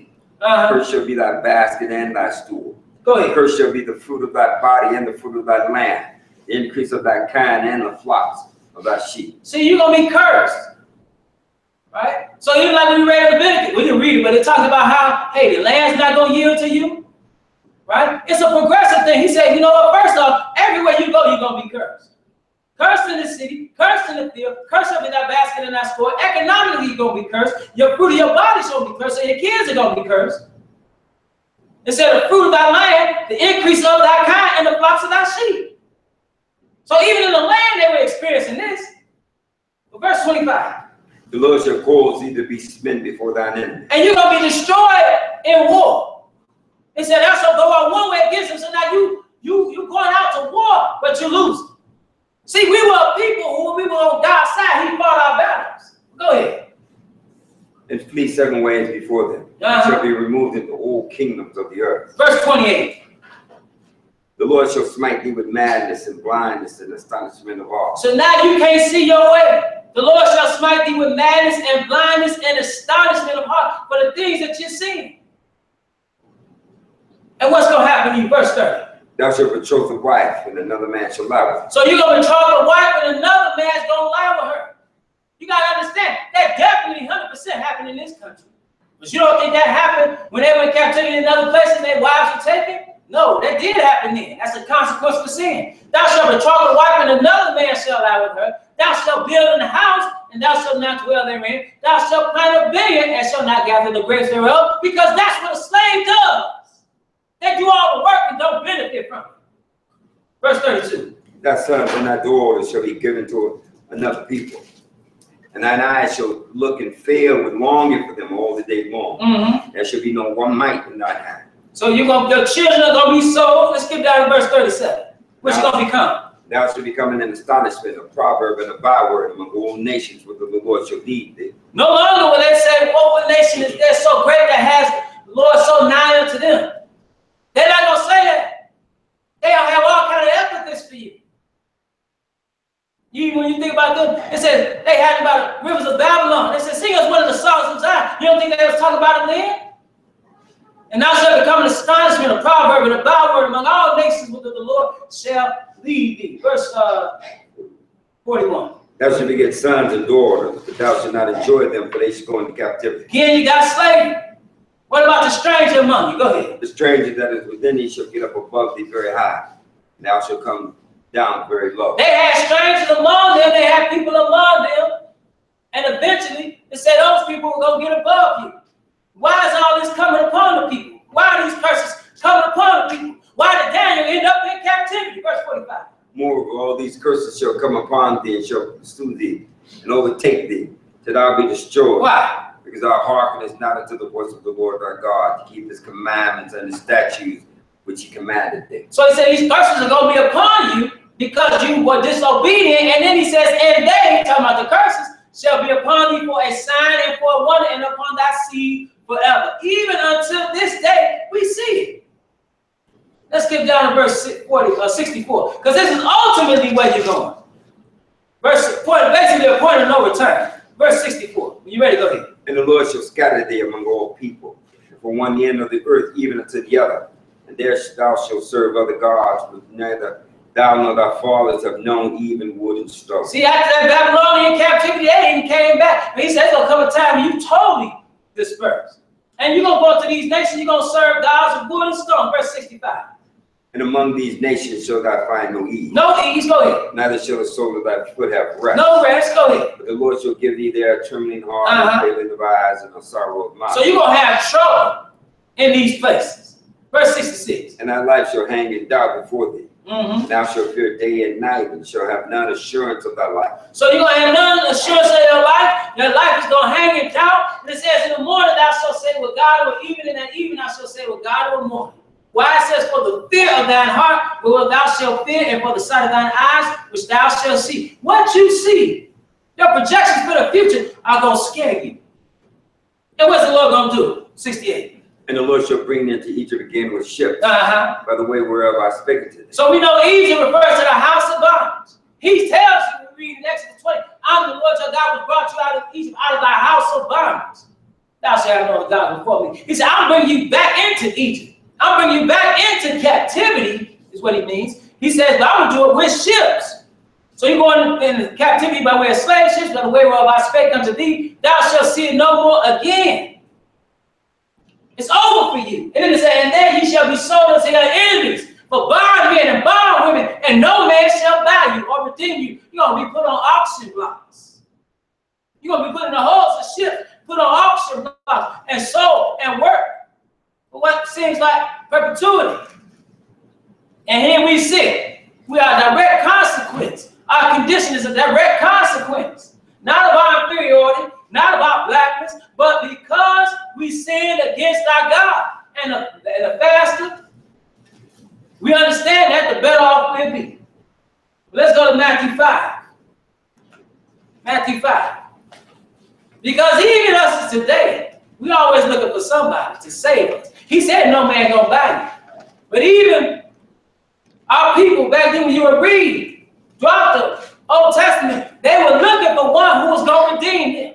They were constantly occupied, constantly oppressed, conquered. But they were looking for the Messiah that was to come. So when he came, let's see what he said about the law. This is Matthew 5. Let's see if he did away with it. This is Matthew 5. We're going to pick it up at verse 16. When you're ready, go ahead. Let your light so shine before men, that they may see your good works and glorify your Father which is in heaven. Go ahead. Think not that I've come to destroy the law or the prophets. I'm not come to destroy, but to fulfill. So he said, hey, let your light so shine so that man may see your good works and glorify God. See, they will look at your example.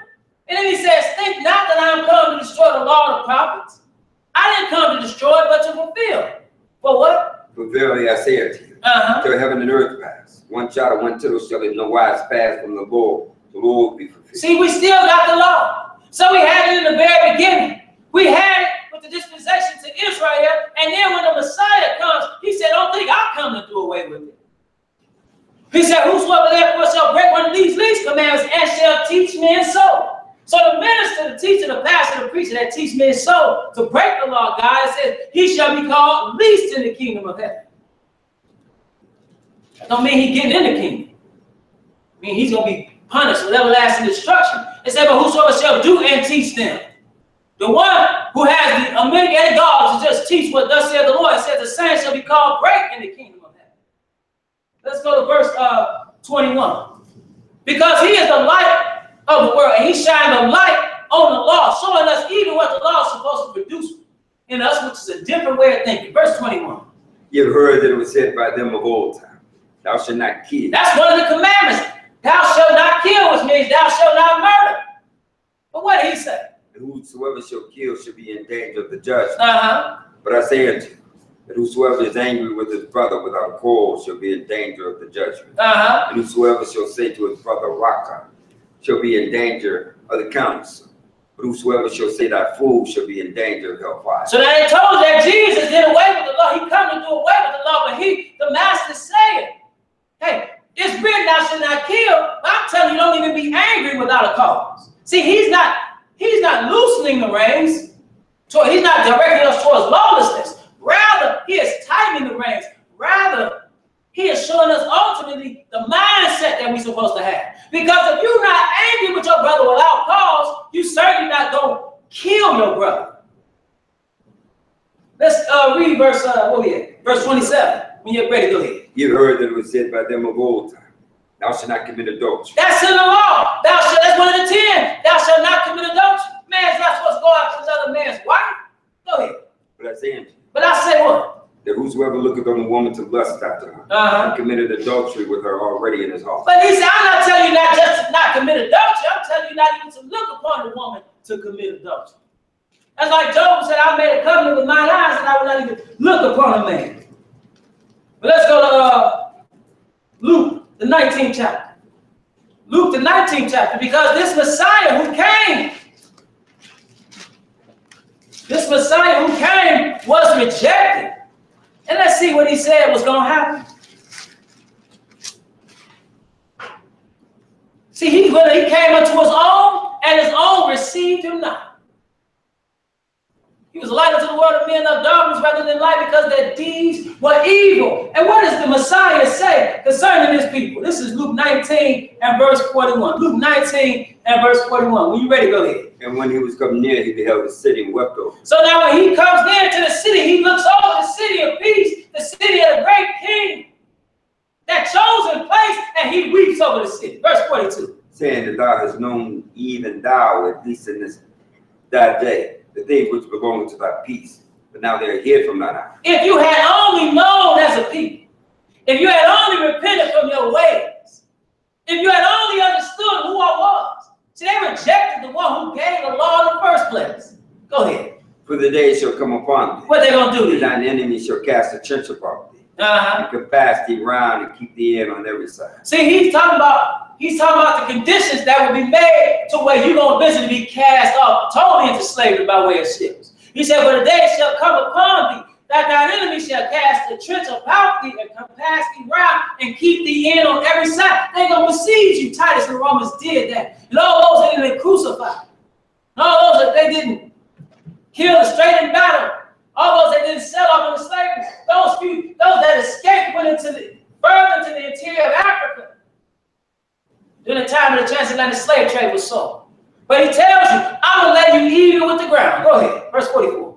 And shall lay thee even with the ground, and thy children within thee. And they should not leave in thee one stone upon another, because thou knewest not the time of thy visitation. Because you didn't know the one who was visiting you.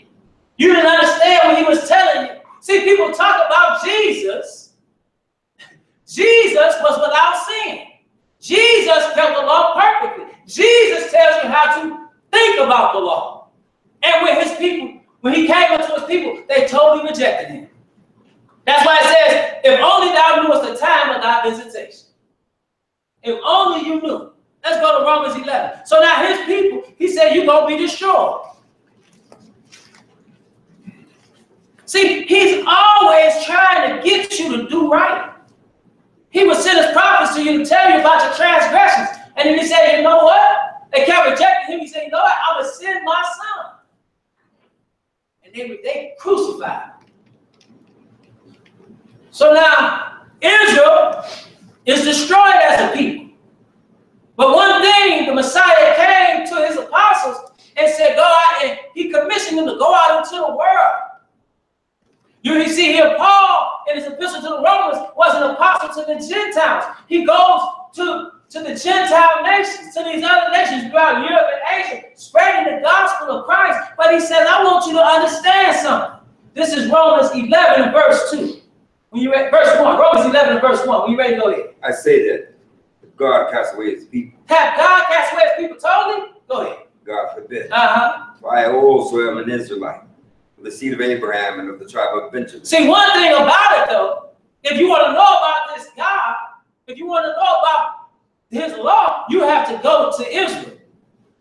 So he said, I am also an Israelite of the seed of Abraham, of the tribe of Benjamin. So you got these other nations making up their own thing. Verse 2. God did not cast away his people which he foreknew. Was ye not what the scripture said of Elias, how he maketh intercession to God against Israel, saying. So he always got one.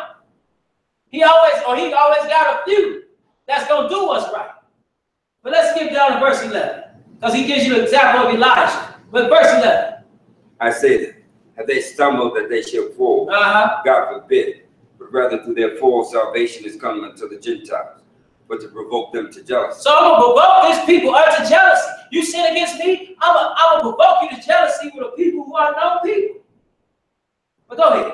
But if the fall of them be the riches of the world, and the diminishing of them the riches of the Gentiles, how much more the fool? So he said, if the fall of Israel be the riches of the world, meaning their fall, their sin, their being cast away for a time gives you opportunity to be saved, how much more their redemption? But go ahead. For I speak to you Gentiles, inasmuch as I am apostle of the Gentiles, I've magnified mine orphans. If by any means I may provoke to emulation them which are my flesh, and might save some of them. So I'm trying to prick the conscience of my own people. Because he describes our people stiff-necked, hard-headed.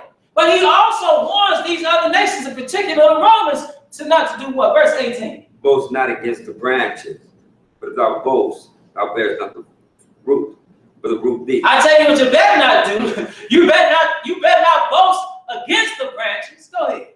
Thou will say that the branches were broken off that I might be grafted in. So you hear that now? People talk about, hey, Israel's done away with it. It's about us now. And they would use the term Christians.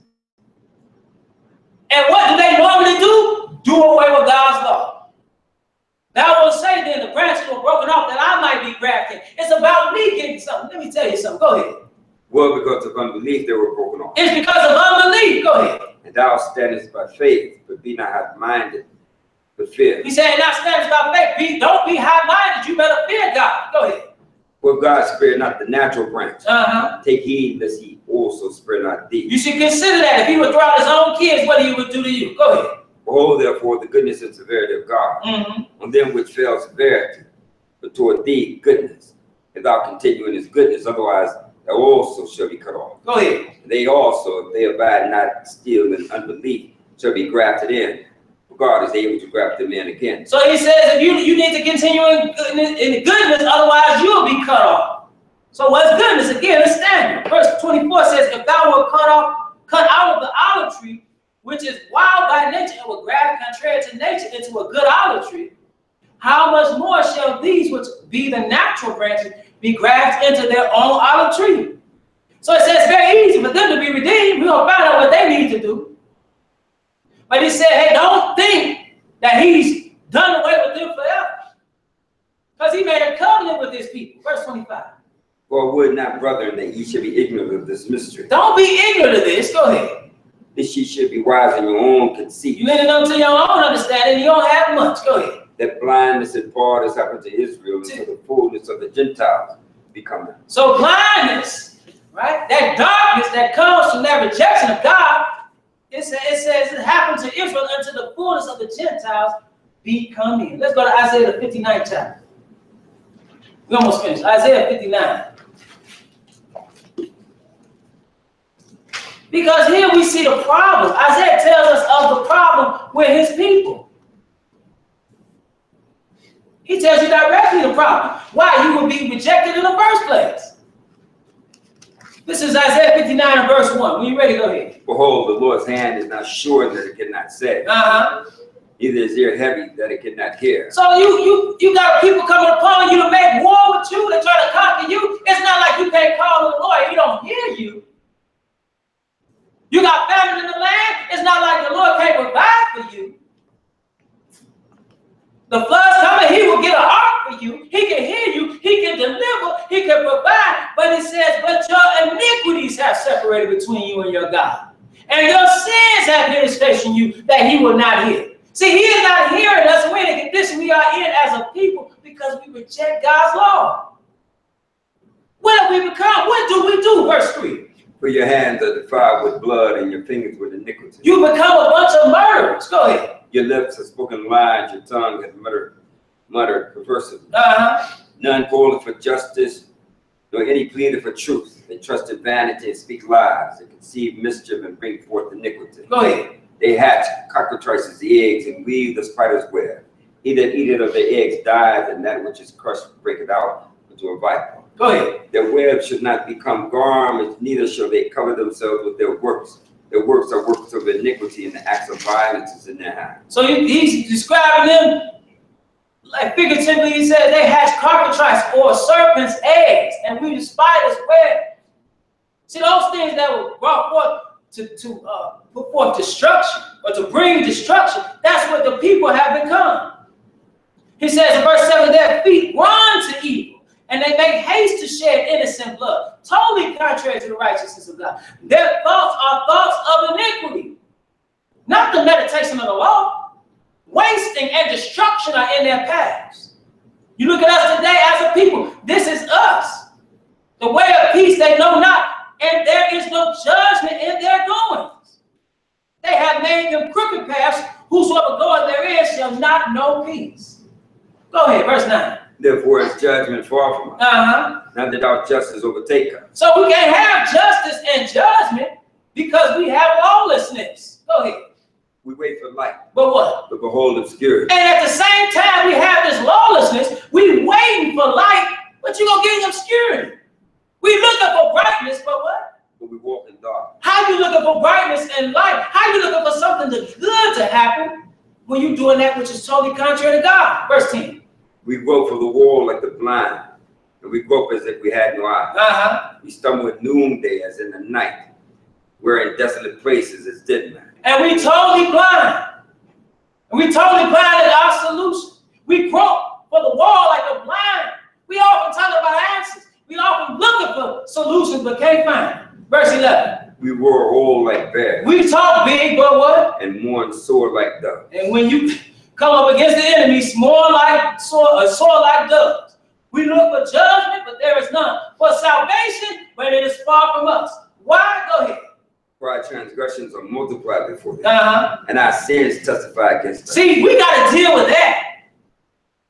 We got to deal with that.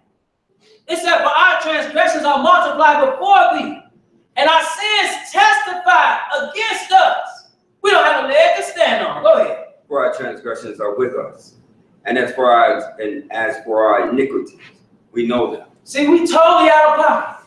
But there's something that we should do. 2 Chronicles 6. 2 Chronicles 6. There's something that we should do. 2 Chronicles 6. Because even here we see the solution. 2 Chronicles 6 and verse 36. 2 Chronicles 6 and verse 36. And when you're ready, go ahead. Because this is Solomon's prayer at the dedication of the temple that he made. That was confirmed by God. What does he say in verse 36? If they sinned against it, but there is no man which sinneth not. So if his people, that's the they he's referring to, if they sin against thee, for there is no man that sinneth not, and thou what? Thou be angry with them. And you're angry with them, and you bring forth judgment. Go ahead. And deliver them over before the enemy. And do what? And they carry them away captives into a land far off or near. So if your people sin against you and you get angry and you deliver them before their enemies and they're taken captive, they're taken as slaves, just like us. What verse 37? But if they bethink themselves in the land, whether they are carried captive. But if we would call it into mind in the land we're in right now, go ahead. And turn and pray unto you. And turn and pray unto you. Go ahead. In the land of their captivity. Saying, we have sinned and have done amiss and have done wickedly. We acknowledge our sin just like Daniel acknowledged his sin. Just like they did in the days of Nehemiah and Ezra. Verse 38. If they return to thee with all their heart and with all their soul in the land of their captivity. And if we would turn right here and now back to God. Go ahead. Whether they have carried them captive. And pray toward their land. And pray toward, not just the east, but to Jerusalem. Go ahead. Which thou gavest unto their fathers, and toward the city which thou hast chosen, and toward the house which I have built for thy name. So if we pray toward Jerusalem, toward that city, toward that how that house was, verse 39. Then hear thou from the heavens. Then hear them. Go ahead. Even from thy dwelling place, their prayer and their supplication, and maintain their cause, and forgive thy people which have sinned against thee. And that's what he would do, even after all we've done as a people. Last place, Isaiah 2.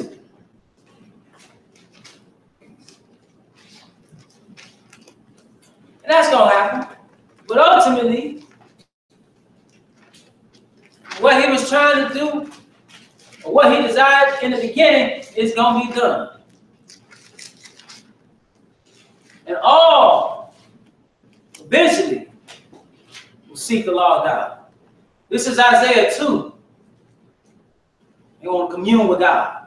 Isaiah 2 and verse 1. Isaiah 2 and verse 1. When you ready, go ahead. The word that Isaiah, the son of Ammon, saw concerning Judah and Jerusalem. It shall come to pass in the last days that the mountain of the Lord's house shall be established in the top of the mountains. It shall be exalted above the hills, and all nations shall flow into it. So it's going to come a time where he's going to establish his kingdom on this earth. As John writes, behold, the kingdom of this going to become the kingdoms of our Lord and of his Christ, and he shall reign forever and ever. It's going to be in Zion.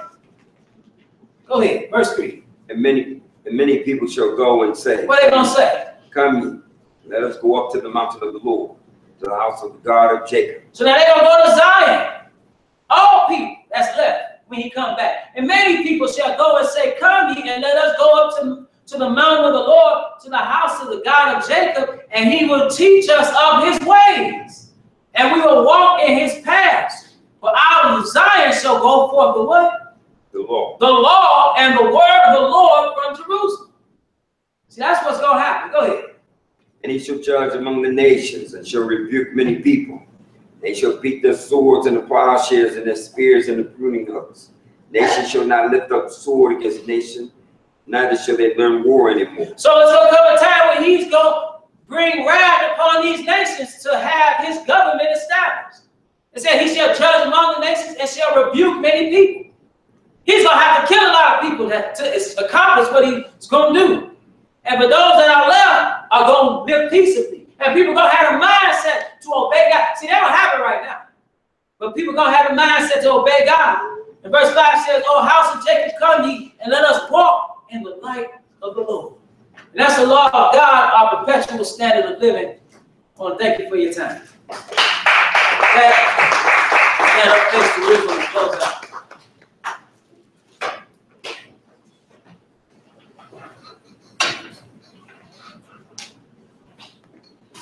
Our Father which art in heaven, Our Father which art in heaven, hallowed be thy name. hallowed be thy name. Thy kingdom come. Thy kingdom come. Thy will be done. Thy will be done. On earth, In earth, as it is in heaven. as it is in heaven. Give us this day our daily bread. Give us this day our daily bread. Forgive us our debts. And forgive us our debts. Forgive our debtors.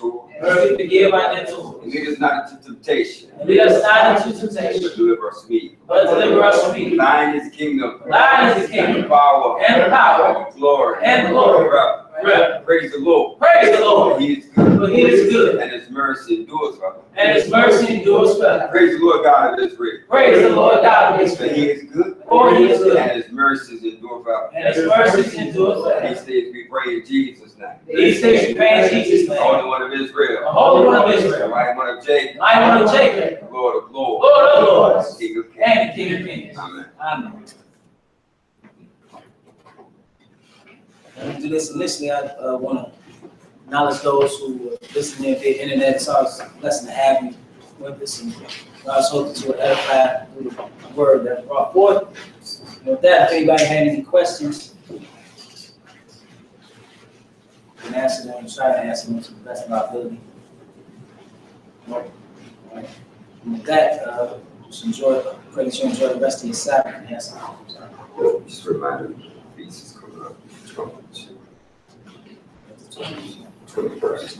Yeah, also Feast of Trumpets coming up on the 21st. So be mindful of that. You know, pray that you enjoy the rest of the Sabbath.